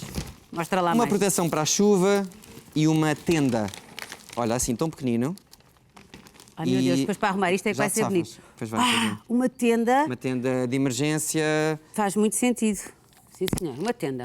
Bom, Mais coisas. depois aqui assim, olha, isto é uma garrafa Sim. de água para filtrar a água, mas pode ser água, por exemplo, de um lago, do mar. Filtra. Filtra. Custa um bocadinho, porque isso passa por uma série de filtros que aí estão, Mas mas depois ficas com água é potável. isso, qualquer água. Super inteligente isto. Papel higiênico. Alguma vez viste uma capa de papel higiênico? Não, mas vou-te contar uma história. Eu, quando era pequenina, aos 5 anos, decidi fugir de casa com a minha melhor amiga no Algarve. Fugir, brincar. E a única coisa que levávamos era papel higiênico e bolachas. Portanto, eu já estava lá. Já nesse estavas a sentir. Papel higiênico. Olha aqui, olha, isto é importante, são documentos. Os documentos, contacto de informação da minha mãe, do meu pai, da minha irmã. Mas tens mesmo aqui coisas Tenho dentro? mesmo. Queres ver? Eu tenho. Vou-te só mostrar a ti. Claro. Isto é sério. Isto é proteção de dados. Isso. Olha, eu aí tenho fotografia da minha irmã, super da minha mãe, do meu pai. Que é para Sei lá, poderem eu penso- identificar. Isso. Ai, Eu sei. isto é meio creepy ao mesmo tempo, mas é importante. Eu sei. Mas pronto, Parece tens um muito... pouco exagerado. Não e é, não. Tens muito mais Mas possibilidades. Isso. E não custou nada, só imprimi. É isso. Não é? É isso. E aqui tenho os e-mails, moradas, tudo. Tudo feito aqui. Espetacular. Depois, sei lá, olha, aqui tenho corda. Corda, tesoura, Corda, tesoura. uma coisinha de medicação? É o quê? Não, no caso tem gente de navalha, também para fazer é fogo. tipo MacGyver, não é? Não sabes se é Isso. MacGyver porque é Não, muito não novo. sei, mas eu Pois, disse que claro, sim, com eu disse que certeza. sim. Tem Era o senhor- bússola. Era o senhor que tinha tudo. Ok. Pronto. Mais. Depois tenho várias coisas de. Rádio. Tenho, claro. Com certeza. Rádio. E- Tens produtos de higiene. Tenho. Que é para pasta de pessoas. dente. Ouve, eu até o shampoo meti o 3 em 1, que é logo para... Ouve, é para a cara, é para o cabelo e é para o corpo, logo, percebes? Em vez de meter 3... Não, que a pessoa pode estar numa circunstância má, mas lavadinha está. Não, é o mínimo, percebes? Muito Depois, bem. gás para Sim. feridas e tudo mais. Exatamente. Pronto, temos esta bolsa, que depois temos que arrumar isto, não é? Tem que arrumar isto tudo. É isso. Depois, aqui, este é muito interessante. Olha, Então. este, por exemplo, é tu partes isto e fica 48 horas a dar luz. Uma coisa simples, não dará muita luz, mas o suficiente para te guiar. Tu estás a mostrar coisas que eu nem sequer sabia que existiam. Mas eu, É na tipo minha um pirilampo artificial. Isso. Partes e ele fica ali a É iluminar. daqueles da noite. Sim, Às sim, vezes. sim. Isso. Muito bem. Uma powerbank solar Pois, e claro. carregada, Muito convém. bem. Também olha, o rádio. Hoje em Rádio. dia, eu entretanto Já atualizaste para o rádio solar? comprei. Compraste. Vou atualizar para esse. Mas este está muito Olha, bem. Tem pilhas? Não, Olha. não convém estarem aí. Ah, Achas que eu não tenho pilhas? mas que pergunta. Mas porquê que eu vou fazer esta pergunta? Claro que tens pilhas. Olha, uma dica engraçada que me Sim. falaram nos comentários. Fósforos são importantes sim, mas num saco onde não entra água, porque se molharem... Veja, não pensaria nisso também. As pessoas são incríveis. As pessoas são incríveis e sabem imagina, muito. militares a comentarem, a dizer, olha, devias ter isto, devias ter... É muito engraçado, É, não não é? é? Porque as pessoas vão ajudando a completar a informação. E depois? Olha, depois ali tenho roupa. Tens roupa, claro. Tanto para o frio como para, Sim, para não o vale a pena calor. estar a tirar. Não. Olha, e tens um gerador, mas quer dizer... esta Isto não é um parte- gerador, não é bem um Ai, não? gerador. Então. É uma bateria portátil. Imagina como se fosse uma mega power bank. Ok, Só que quem rega as power banks não tem ficha. certo. Caso vou mostrar aqui, estás a ver? Tipo, não tem Sim. ficha. Não consegues ligar um frigorífico, um micro-ondas. Podes ligar tudo aí. Podes ligar tudo aqui, que foi como se safou neste apagão, porque eu tive 8 dias sem e os meus vizinhos estragaram a comida toda e eu, graças a este bebezinho que eu comprei no apagão e que toda a gente me disse, és exagerado, isto não vai voltar a acontecer. Menos de um ano depois. Mas como é que tu não estragaste... Espera, que agora falhou-me aqui... Porque eu fui ligando o frigorífico, o congelador, aqui atrás. Portanto, nunca perdi a comida. E quanto tempo é que isso durou? Tens que fazendo uma gestão. Há baterias de diversas Deves capacidades. ter sentido... É assim, desculpa, mas tu deves ter sentido assim... Tudo aquilo que eu trabalhei tão arduamente... Os meus amigos assim, se acontecer alguma coisa, vamos para a casa do Paulo. Exato. Ninguém foi lá parar, não, ficaste sozinho. Não, felizmente Ficaste sozinho. correu tudo Isto bem. é absolutamente extraordinário. Olha, e de onde é que vem esta tua necessidade de se sentir seguro? Porque na verdade também se trata disso, não é? Sim, eu acho que é ao ver as notícias, sabes? E aquilo que acontece não só cá em Portugal, mas lá fora, e projetarmos isso cá. E se nos acontecer, estaremos preparados? Em nossa casa temos candeeiros para nos dar luz o suficiente. E era isso que eu pensava. Eu não tinha um apito, não tinha uma lanterna. Nunca tinhas... Não tinha um rádio a pilhas. Pois. Não tenho. E eu notei agora, e vejo nos comentários das pessoas ao vídeo, que diziam, eu tinha visto o teu vídeo ano passado, mas... Não liguei muito. Até guardei, mas não fiz nada, e nem uma lanterna tinham. Pois.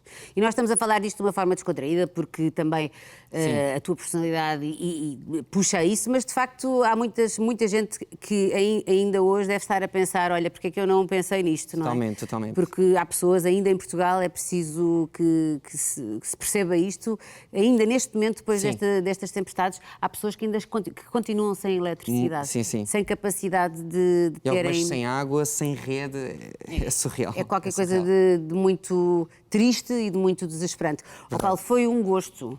Obrigada. Muito obrigado por teres recebido Volta aqui. sempre. Eu te agradeço imenso. E vai acrescentando coisas e vai-nos dando novidades, está Combinado. bem? Obrigada. Tá bom. Olha, eu vou ali para o pé da minha Vai lá, próxima vai lá. convidada. A minha próxima convidada, eu não faço ideia se ela, como eu, ou se não, e se eventualmente ela terá um kit de sobrevivência, mas já vamos saber. A próxima convidada é linda. É a Ana Sofia Vinha.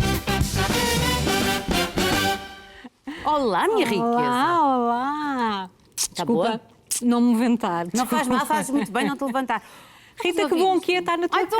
Também Tão estou bonito. contente. Está giro, não está? Está muito acolhedor. Uma Muito... casinha linda. Olha, Estás estava- feliz? Muito, estou. Tá? Estás-te a divertir? Muito.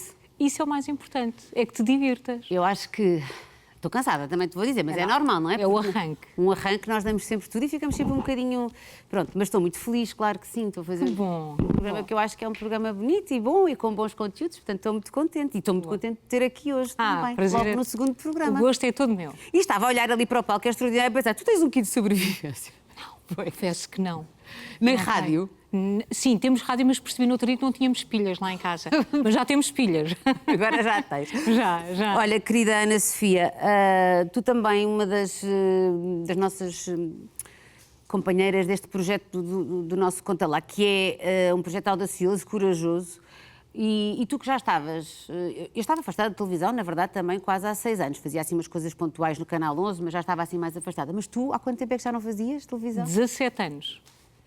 Eu estive 17 anos no mundo corporativo, trabalhei 17 anos na EDP e quando de repente surgiu outra vez o desafio. Mas quer dizer, já tinhas quase pensado que a televisão já tinha sido, ou não? Sabes que eu acho que na minha vida não se aplica aquele ditado, nunca voltes a um sítio onde foste feliz. Acho que não se aplica na minha vida. Eu também não digo nada disso. Já fui a muitos sítios onde já estive, onde fui muito feliz. E olha, esta é mais uma situação em que eu me sinto muito feliz neste Eu não consigo perceber como isto, juro que isto não é um elogio gratuito, mas eu não consigo perceber como é que passaram 17 anos porque tu estás igual.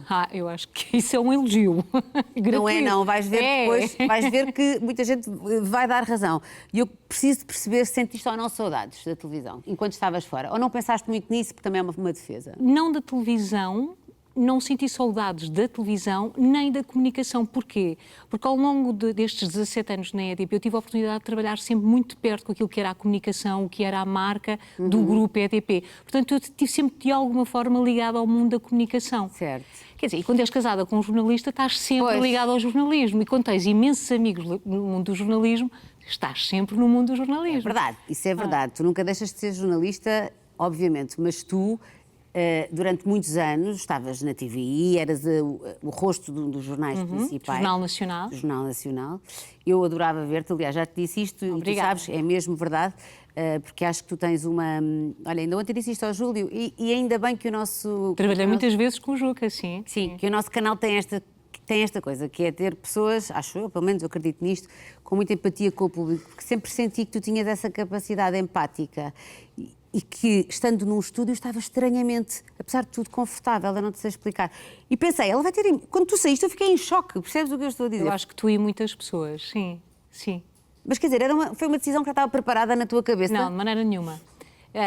Eu tenho a facilidade de tomar decisões... Quando tomo uma decisão, arrumo muito bem a minha cabeça. E ao longo de todos os meus anos no jornalismo, tinha sido desafiada por outros projetos, mas nem sequer nunca tinha parado para pensar 30 segundos. E quando me convidam para ir para a EDP, António Mexia e Paulo Campos Costa me convidam para ir para a EDP, eu parei 30 segundos.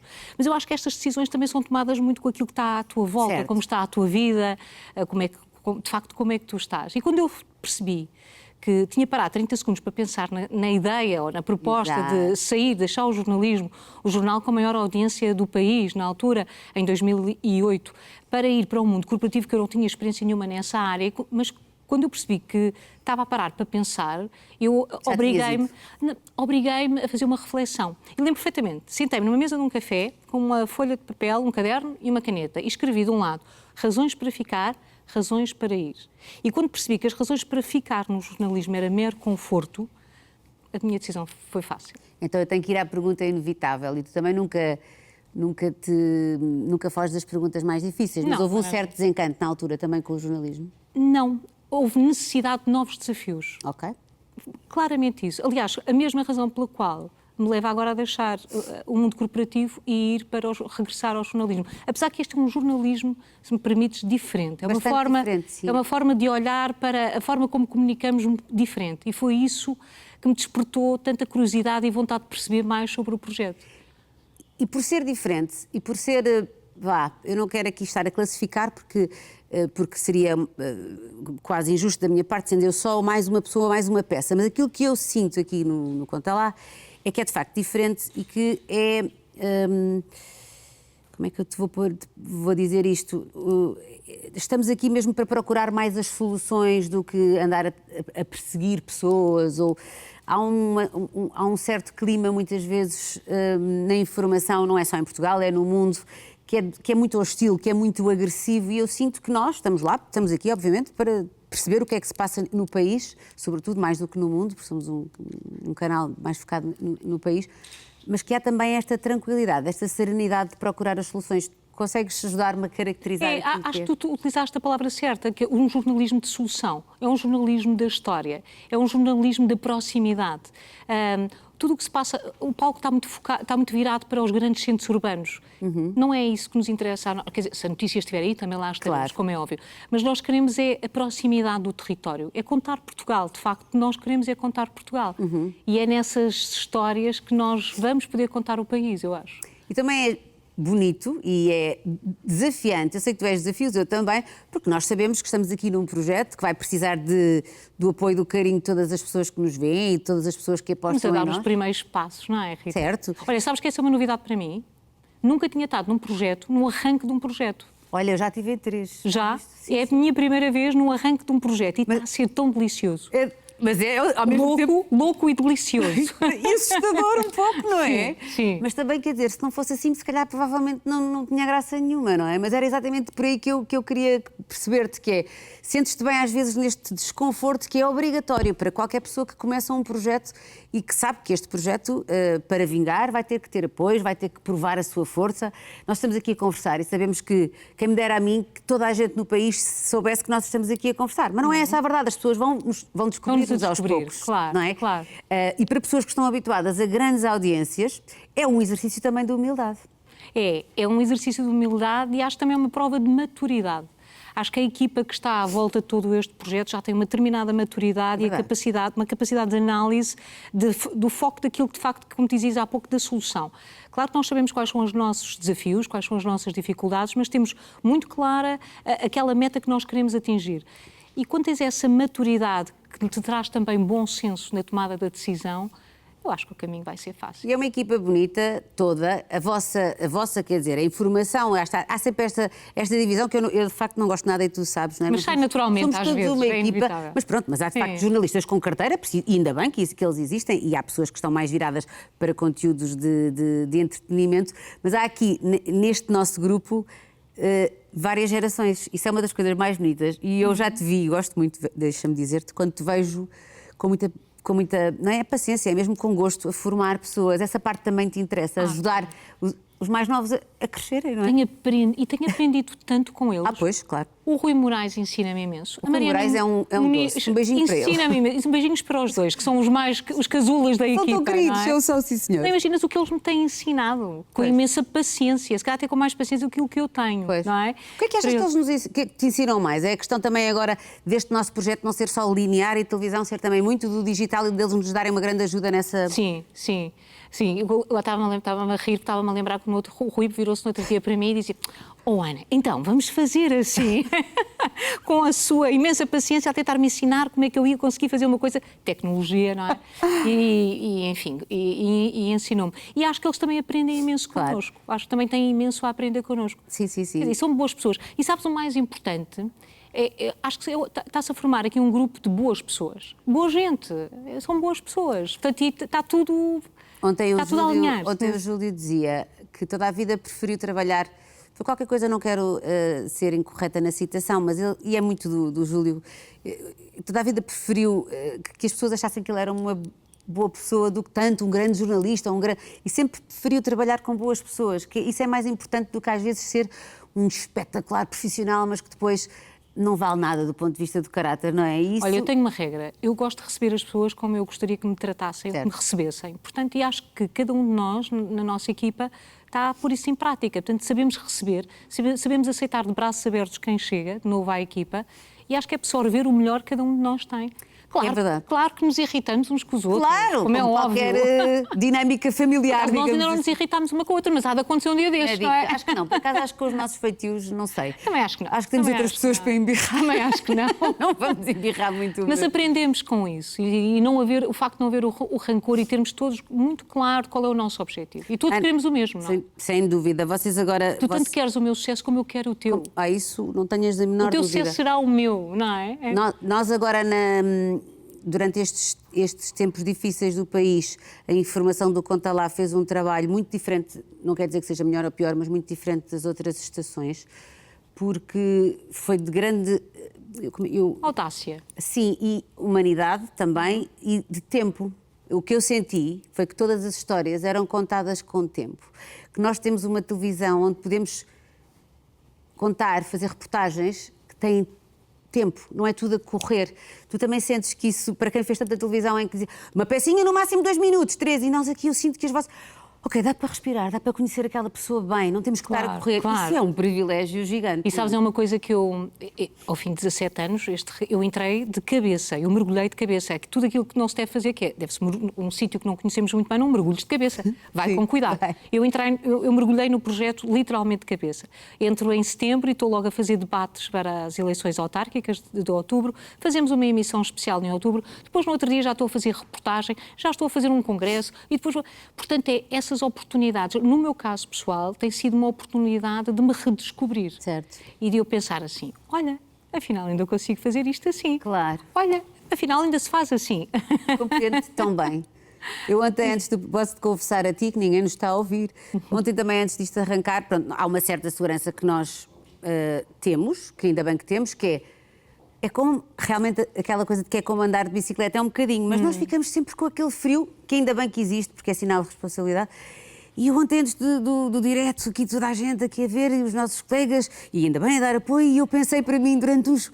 Rita, será que tu ainda és capaz de fazer isto, Claro, sabes? é natural. É normal. Isso é sentido de responsabilidade, eu acho. E depois, quando consegues, fica... Sim. Pronto, e Ana, estamos aqui. E vamos conseguir. Claro, e vamos conseguir. E dentro de um ano vamos estar, prometes, dentro do ano voltas-me a convidar, Claro que sim. e vamos fazer um ponto de situação deste último Claro ano. que sim, e trazemos uns bolinhos e um Sim. chá e brindamos aqui com os nossos espectadores ao sucesso do Claro Conta Lá, que que sim. eu tenho a certeza absoluta que vai acontecer. Também acho que Obrigada, minha Já acabou. querida. Oh, beijinho, Foi rapidinho. Rita. Foi mesmo Eu vou te dar um rápido. beijinho. Resta um bom programa. Passa, minha querida.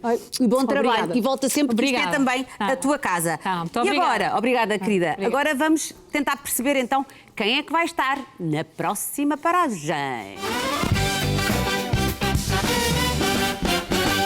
Vão entrando, vão entrando. Isto aqui está sempre tudo a acontecer e as nossas próximas convidadas que se vão sentar, faça favor. Com licença, olá. Aqui ao pé de mim. Ai, que lindas, que lindas, que lindas.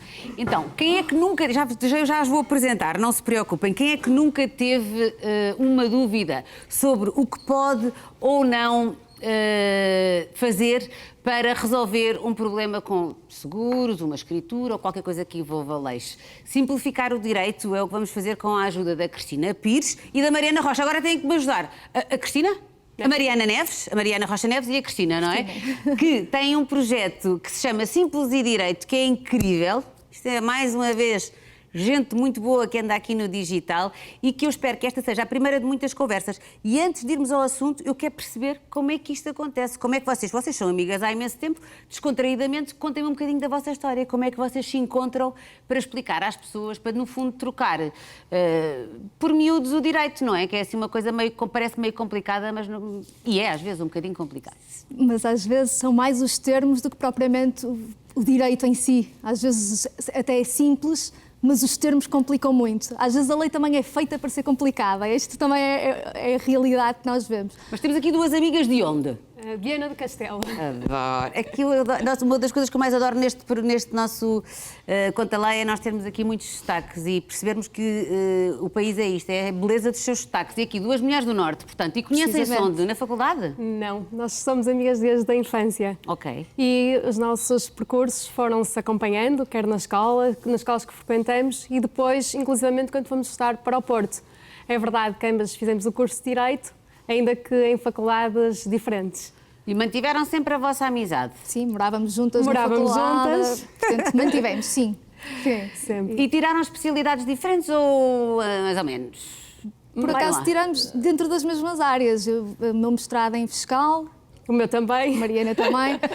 Temos um percurso muito semelhante. Entretanto, a Mariana teve um trabalho antes da advocacia. Mas nós temos aqui uma paixão, uma área de direito, que é o contencioso. Portanto, exato. Aquilo que dá verdadeiramente aquela adrenalina, aquele gosto, aquela paixão pela profissão.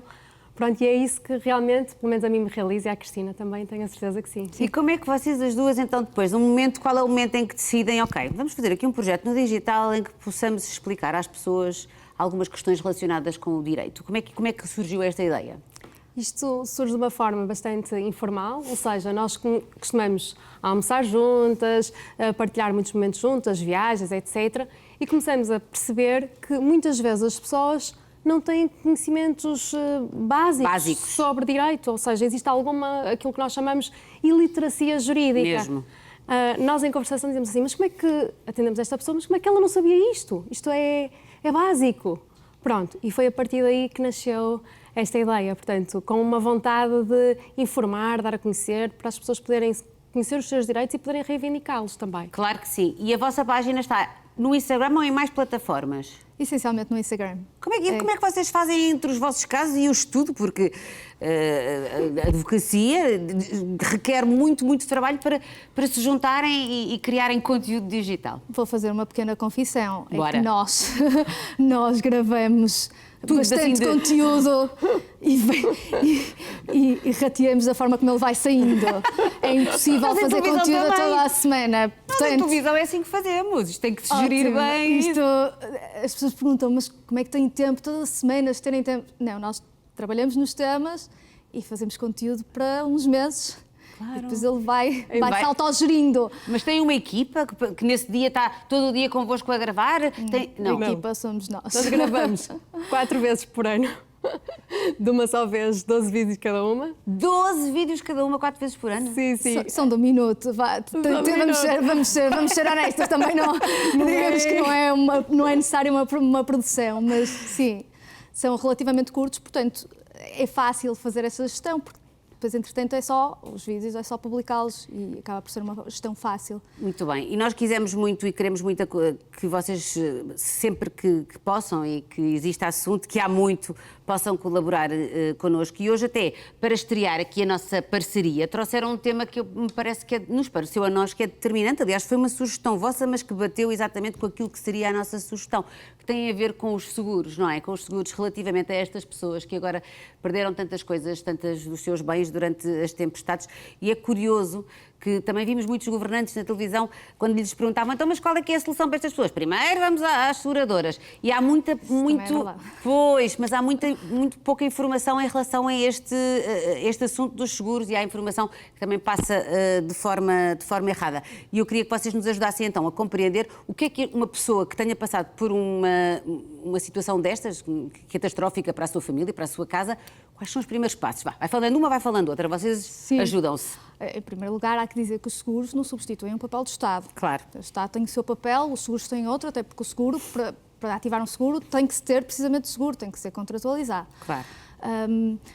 Mas, sim, nós temos sentido que há muitas dúvidas relativamente aos seguros, portanto, o que é que o seguro vai cobrir, o que fazer havendo um sinistro. E vamos começar já por responder a esta pergunta, o que fazer em caso de sinistro.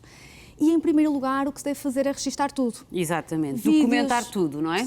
Vídeos, fotografias, listas de bens danificados, às vezes até o auto de ocorrência da PSP, que foi ao local, ao GNR, aos bombeiros, portanto, este será o primeiro passo. E muitas vezes as pessoas, como estão assustadas, não têm essa capacidade de perceber que têm de registar, por isso é que é tão importante este conselho, não é? Precisamente. Registar é bastante importante, até porque depois será o que nos vai fundamentar numa altura que seja necessária ou em caso de litígio com a companhia de seguros. Em segundo lugar, é tentar minimizar os danos, portanto, tapar o que pode ser tapado, partes da casa que tenham sido danificadas e que consigam ser tapadas, tirar água, tapar móveis, obras de reestruturação ou obras mais profundas ou algo que requeira uma atuação mais profunda, deverá aguardar a peritagem da companhia de seguros. Okay. Mas esta minimização de danos é importante, até para a companhia de seguros depois, entretanto, não alegar que deixamos que os danos se agravassem e responsabilizar-se por uma quantia inferior porque deixamos que os danos estivessem agravados. Exato. E em terceiro será a própria participação, que deve ser feita logo possível, preferencialmente dentro de 8 dias, por escrito, indicando o número da apólice, os factos e faturas se tiver de reparações urgentes. Portanto, estes serão pelo menos os 3 passos. Mas, mesmo às vezes, cumprindo as pessoas todos estes passos, muitas vezes as coisas não correm bem. Ou seja, há muitas queixas em relação às seguradoras que dizem muitas vezes que não têm responsabilidade. Eu gostava que vocês me enquadrassem um bocadinho esta questão. Como é que nós sabemos se a seguradora tem ou não responsabilidade e o que é que devemos fazer se a atitude da seguradora não for a melhor? Eu não estou a dizer que todas as seguradoras se comportam assim, atenção, mas temos realmente assistido a muitas reclamações e queixas por estes dias. Efetivamente, existe uma zona que é bastante sensível nos seguros, que é a questão das exclusões. Ou seja, existe o sinistro, mas depois a seguradora não paga. E então, quais são as situações características onde isto acontece? Vem com a questão da falta de manutenção. Não está bem conservado, não foi feita a manutenção e por isso este dano existe, porque houve chuva sim, mas porque anteriormente não havia esta manutenção e excluem-se. Existe outra circunstância que é nomeadamente na cobertura das tempestades. O que é que as seguradoras vêm dizer? Que exclusão é que alegam? Não atingiu a velocidade do vento de 90 a 100 km/h, a pluviosidade não atingiu os 10 milímetros em 10 minutos, e não vão a um determinado detalhe, é isso? Vão porque isto está nas exclusões. Aquelas letras pequenas que as pessoas não leem porque, e muitas vezes também não são informadas, isto até é um ponto muito importante. Pois. Pronto, eu vou só ressaltar mais 2 exclusões e depois, no fundo, concluir pela questão que me colocou e que tem a ver. Portanto, temos aqui uma terceira exclusão que se prende com o facto de entrarem água pelas janelas, portas e terraços e as seguradoras vêm dizer não estava bem vedado. E ainda temos a questão do alimento de terras, que é que as seguradoras muito vêm dizer as fundações não eram adequadas, o piso já tinha estas características. E as pessoas não devem desistir, não é? É essa a questão, pronto. É isso que nós queremos, que vimos aqui de alguma forma também transmitir e alertar as pessoas e passar esta mensagem. Não é para a seguradora dizer, olha, está excluído, que isto é automaticamente válido e que é uma verdade universal. Mas é que isso acontece mesmo, é que estás-me a dizer isso, vou-te tratar por tu, claro. Pode ser? Porque senão a pessoa fica assim muito não dá. Parece muito formal. É porque acontece tantas vezes, eu já ouvi até amigos meus, pessoas informadas, a dizer a seguradora excluiu. E pronto, pensam que a seguradora excluiu e não há nada a fazer, mas não é assim, não é? Isso não é verdade. Ou seja, a pessoa deve esclarecer-se, deve informar-se. Porquê? Deve procurar ajuda jurídica. Ajuda jurídica. E porquê? Porque existem muitas cláusulas que não são claras, que são desproporcionais, que não foram explicadas. E o que é que isto significa? Que podem ser declaradas nulas, anuláveis e até ser consideradas ineficazes. Ou seja, há aqui uma mensagem que é importante passar. Nós não temos que aceitar como uma verdade universal a exclusão por parte do seguro da responsabilidade de pagar aquele sinistro. Certo. Mas também é verdade, minhas queridas amigas, que a partir de agora somos amigas, claro. Que nós também estamos muito mal. Eu vou fazer aqui uma meia-culpa. Se me perguntarem agora, Rita, sabes qual é que é o seguro relativamente à tua casa? Eu confesso. Cobertura, é assim que se diz. Cobertura. Sim, eu não sei. Tenho que ser sincera. Eu não sei. E se calhar que devíamos começar por aí, não é? Eu se calhar devia saber, devia me informar, devia tentar perceber exatamente o que é que, se acontecer alguma coisa, o que é que eu tenho direito, o que é que eu não tenho, não é? Esse é o primeiro passo. As apólices, aliás, as apólices seguem todas um modelo bastante semelhante. Portanto, começam por definir o que é que está coberto, qual é o risco, e só depois é que tem, de facto, as exclusões. O que é que está excluído, mesmo que aconteça aquele evento, mesmo que tenha aquela cobertura, nestes casos está excluído. As principais, neste caso, do seguro multirriscos, no caso das tempestades, serão o caso das tempestades, ventos fortes. Normalmente há essa cobertura. Tem que se ter em atenção são os conceitos que estão na própria apólice, na própria cobertura. Por exemplo, ventos fortes. Ventos fortes não são ventos que eu considero fortes. Por regra está definido, são ventos superiores a 90 ou 100 km/h. Depois temos a cobertura de inundações e depois temos a cobertura de aluimento de terras e de rocadas, que é particularmente importante para os casos de paredes ou muros que caem por causa do deslizamento de terras provocado pelas águas. Pergunta-se também e como é que eu sei qual é a velocidade do vento? Pois. Pronto, é aí que entra um pedido de informações ao IPMA, ao Instituto Português de Mar e Atmosfera. Temos que pedir uma peritagem, no fundo, não é? Basta uma certidão, perguntar naquele dia qual foi a intensidade do vento. É bastante mais simples. E eles dão essas informações? E eles dão. Ocorreu neste período, neste local, o máximo foi, os ventos atingiram e, portanto, aí já conseguimos... Mas compreendemos todas que é preciso, eu não diria só um grande grau de literacia jurídica e não só, e capacidade também num momento de crise em que tudo está destruído à nossa volta, em que perdemos a nossa casa, conseguir ter esta presença de espírito. Mas é importante estas conversas para as pessoas perceberem que é precisamente nesses momentos de desespero que devem perceber que existem regras e que existem soluções e que existe um apoio, não é? Existe um Estado de Direito. Existe um Estado de Direito, exato. Mas porquê que existem tantas queixas em relação às seguradoras? Será que nós podemos dar a nossa opinião pessoal neste caso concreto? Não, eu acho que é importante falarmos sobre isto. A nossa... Não, é uma opinião, na verdade nem é tão pessoal, é uma leitura também com a vossa experiência Não, é com base, quando nós dizemos pessoal, é naturalmente com base na experiência. Efetivamente, as seguradoras tomam aqui uma posição extremamente defensiva e que nós entendemos que muitas vezes não são razoáveis. Inclusivamente, e eu até peço... Pronto, estou aqui a avançar aqui com uma determinada questão, será que muitas vezes até estão de boa fé? Coloca-se essa questão. Pronto, felizmente, e era isso que eu estava aqui a ressaltar, existe um Estado de Direito. Ou seja, ao existir um Estado de Direito, existem leis que têm que se cumprir, existem tribunais que vão forçar a entrar as coisas nos eixos, vão forçar a cumprir, digamos assim. Mas não deveria ser necessário, não é? Muitas vezes deveria ser necessário haver só essa boa fé. Vamos fazer também aqui, obviamente, a ressalva de que nós não estamos a falar de todas as seguradoras, com certeza que há algumas seguradoras... E até eu vou dar agora ao contraponto da seguradora. Há muitas burlas ao seguro, há bem. Muitas fraudes ao seguro, portanto, também temos que pensar que em centenas de participações, grande parte delas também é fraudulenta. Tem que haver uma fiscalização também grande da parte deles e um critério apertado, não é? Agora, a minha mensagem é: as cláusulas devem ser lidas antes da contratação do seguro, e lidas mesmo, e antes de participar, até para nós conseguirmos fazer um enquadramento. Tentar perceber, eu aqui consigo fazer um enquadramento, se calhar não consigo ir pelos ventos fortes, porque não ultrapassa, mas se calhar consigo perceber que isto até se enquadra noutra. Portanto, é necessário e é importante ler a apólice. E não havendo essa literacia jurídica, é necessário um bom aconselhamento. Procurar ajuda. É a primeira de muitas conversas. Muito obrigada. Espero que tenham gostado desta vossa primeira viagem no Intercidades. E eu cá vos espero muitas vezes porque precisamos muito de pessoas com a vossa capacidade de comunicação nestes assuntos que parecem aparentemente tão difíceis e tão complicados e que afinal até depois de uma conversa boa são bem fáceis de perceber. Muito obrigada às duas. Obrigada a nós. Vamos conhecer agora a nossa próxima passageira. É do digital.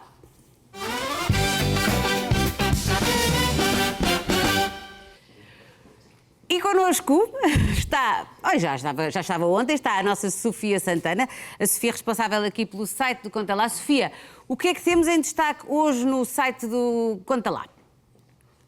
Boa tarde, antes de mais nada. Olá Rita e olá a todos os espectadores que nos acompanham neste Intercidades. O Conta Lá está a destacar ainda os efeitos das tempestades no país, isto porque o país ainda está a fazer as contas aos prejuízos. Já se sabe que a agricultura é um dos setores mais afetados e os prejuízos neste setor já ultrapassam os 1.000 milhões de euros. Por isso, a Confederação Nacional da Agricultura vai promover na próxima semana uma concentração em Lisboa com várias delegações de agricultores para precisamente alertar o governo para a situação difícil que estes agricultores agora enfrentam por causa dos efeitos e dos prejuízos das tempestades. A agricultura é um setor a que damos de facto grande destaque no Conta Lá. E por isso temos também um artigo da Ana Ribeiro Rodrigues, que é a nossa jornalista da Covilhã, que explica como os corsos estão a provocar prejuízos aos fruticultores da Cova da Beira. Estes produtores dizem que a espécie, não há controle sobre a espécie, que é um problema que está disseminado e por isso pedem medidas ao Instituto da Conservação da Natureza e das Florestas, ao ICNF. Por último, destaco também uma história de uma artista brasileira, a Bárbara Penaforte, que trocou o Recife pela cidade do Porto e que abriu recentemente um ateliê de cerâmica com aulas, com oficinas, e ela fala aqui neste artigo da Joana Amarante, fala um bocadinho sobre a sua história, o seu percurso, a sua mudança para o Porto, mas também como estas aulas, como estas oficinas podem ajudar a transformar o estado de espírito das pessoas. É um artigo que podem ler no site do Conta Lá, onde também podem ver, claro, todos os nossos programas. Obrigada, Sofia. Continuação do ótimo trabalho. E agora, antes de vos apresentar o nosso próximo convidado, que é alguém que eu ainda não conheço pessoalmente, mas por quem tenho muita admiração, vou convidar-vos a ver aqui um bocadinho de um dos programas que eu considero ser mais bonitos do nosso Conta Lá e que é de gente e de vinha. As vinhas guardam a memória de séculos. É um vinho licoroso que já não se faz nesta terra há mais de 100 anos. Estava presente na casa de todas as pessoas. Tecnologia do tempo em que as pessoas tinham tempo, não é? Eu comecei a trabalhar com 13 anos. Eu acho que merece ser realçado aqui nesta quinta é que é praticamente a única que existe.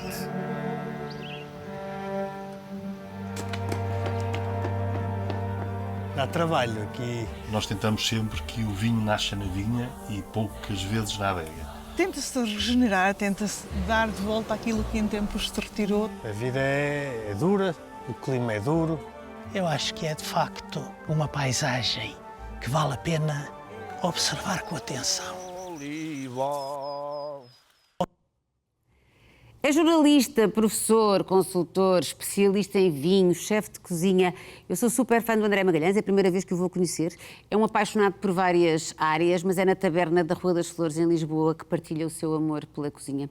E no Conta Lá, como já perceberam, estamos a conseguir vê-lo e vamos continuar a vê-lo no De Gente e de Vinha. Olá, André. Olá. Muito prazer, André. É um gosto conhecê-lo. Igualmente. E eu já o conhecia, mas agora através deste documentário produzido pela Mamma Mia e a meu ver de forma brilhante e que temos o privilégio de passar no nosso canal, no Conta Lá, acho que percebi que, para além de um chefe e todas estas coisas que eu disse, de um influenciador, de um estudioso, é também um gigante comunicador.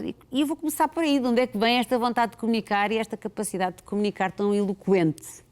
Eu sempre gostei de comunicar. Sou filho de professora e sempre tive aquela coisa assim muito didática da minha mãe, mas também ajudou-me imenso. Eu, na minha vida anterior, estava do outro lado das câmaras, era produtor de audiovisuais e, portanto, tive... É verdade. E aprendi a escrever guiões e não sei o quê, depois com a moldagem jornalística, quer dizer, tudo isto se conjugou para, se calhar, refinar este gosto que eu tenho de transmitir. Da minha vida anterior, fale-me dessa vida anterior, antes de começarmos com a vida atual.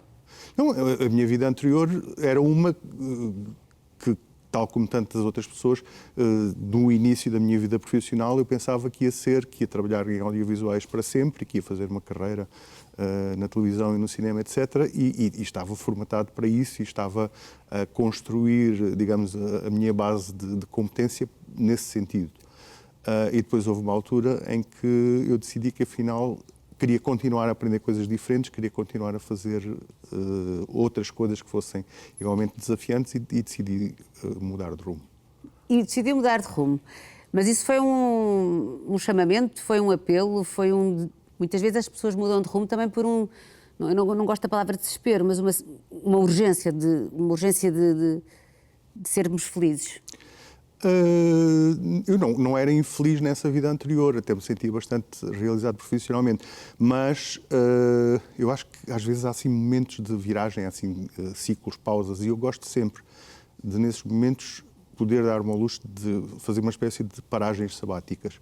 E foi nessa paragem sabática, nessa primeira paragem sabática, que eu quase que fui empurrado num determinado rumo. Queria só fazer uma pequena correção no início. Eu já não sou taberneiro na taberna da Rua das Flores, a taberna continua. Mantém pelos vistos, a sua aura mantém-se por lá, porque tínhamos essa informação, peço desculpa. Não faz mal nenhum, mas então, quer dizer, a cozinha sempre fez parte, ou seja, o gesto de cozinhar sempre fez parte, digamos, do meu armamento emocional, ou seja, eu sempre gostei de cozinhar para as pessoas, sempre gostei de receber pessoas e de cozinhar para elas, e então nesse momento de transição ou de pausa fui desafiado pela direção do Clube de Jornalistas na altura, que eu frequentava porque morava ao lado e já estava a escrever sobretudo alimentação e vinhos, para e porque alguns deles tinham-se sentado à minha mesa, tinham comido a minha comida, desafiaram-me para ficar com a concessão do restaurante do Clube de Jornalistas. E isso desencadeou tudo o resto e acelerou todo este processo de repente, eu querer abarcar uma série de assuntos e áreas de interesse que têm todas a ver com a alimentação, com a convivialidade, com a mesa, etc. Porque a mesa também, quer dizer, as melhores... Estamos a falar de comunicar. Eu acho que aquilo que de melhor se passa, passa-se, não sei se concorda comigo, passa-se à mesa, passa-se numa cozinha. Eu acho que as grandes decisões, as decisões marcantes do mundo nascem sempre à mesa. É na mesa que as pessoas decidem tudo. Os inimigos, quando se sentam à mesa, é porque estão ou a querer matar um ou outro ou a querer arranjar uma solução que seja absolutamente determinante. E, normalmente, lá está, a diplomacia da mesa é talvez a ferramenta mais forte que existe em termos políticos. Para fazer a guerra ou para fazer a paz. A paz, exatamente. Mas eu preciso voltar um bocadinho antes. Eu preciso perceber, o André nasceu em Angola, segundo sei. Foi um salto, estamos aqui a fazer um salto muito grande para esta paixão, como disse há pouco, por esta vontade de cozinhar e de fazer com que as pessoas convivessem à volta de uma mesa e provavelmente também do grande prazer que deve ter em ver pessoas a comer coisas que cozinha e ver esse prazer de comer bem, de nos alimentarmos bem. Isto vem de onde? De onde é que isto vem? Angola sobretudo porque em Angola, lá está, filho de professora, mas excelente cozinheira, vivia numa fazenda.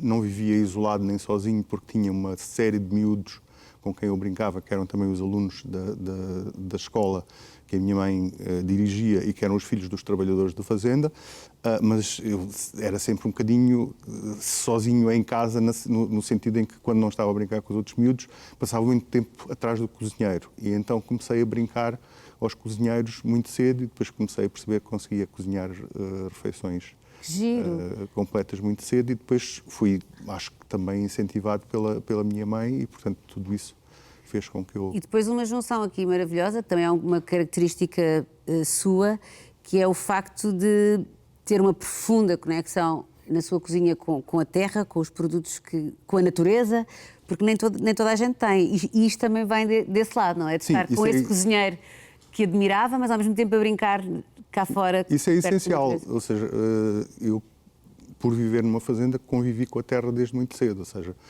eu ia à horta, sabia que podia arrancar uma cenoura e que tinha que lavar bem a cenoura antes de comer, mas quer dizer, comia uma... Havia essa mão na terra, não é? E isso desde muito cedo. O meu pai, regente agrícola, o meu avô caçador, mas que me levava para o mato e que me ensinava a apanhar fruta, e, portanto, tudo isso ajudou um bocadinho a moldar esta minha apetência pela coisa, sim, claro. E como é que se junta estas memórias de uma infância em Angola com o património transmontano da família? É uma grande viagem, mas ao mesmo tempo é uma união muito, muito bela e muito forte. Essa coisa foi provocada de uma maneira um bocado dramática, como para tantos retornados da altura. Tivemos ontem aqui o Júlio Magalhães a falar sobre isso. E, portanto, eu de repente sou arrancado daquele mundo ideal, quase um Édenzinho. Tinha que idade, André? Tinha, portanto, 74, 75, tinha 8, 9 anos. 8, 9 anos. E sou largado numa aldeia bastante rústica em Trás-os-Montes, que é a aldeia dos meus avós paternos. Eu tenho 3 costados transmontanos e um costado angolano.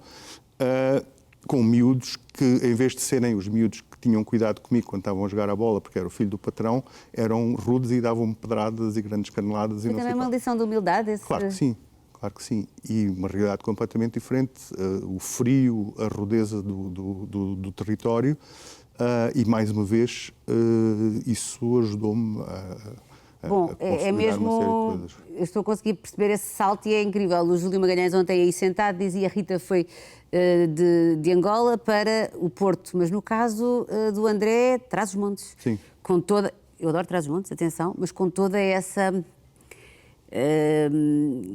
rigidez, não é? Com com esse clima que muitas vezes é absolutamente duro, não é? Sim, completamente. E que deve ter sido para uma criança bastante complicado, mas ao mesmo tempo muito enriquecedor. Não, muitíssimo enriquecedor e, portanto, o que não mata engorda, não é?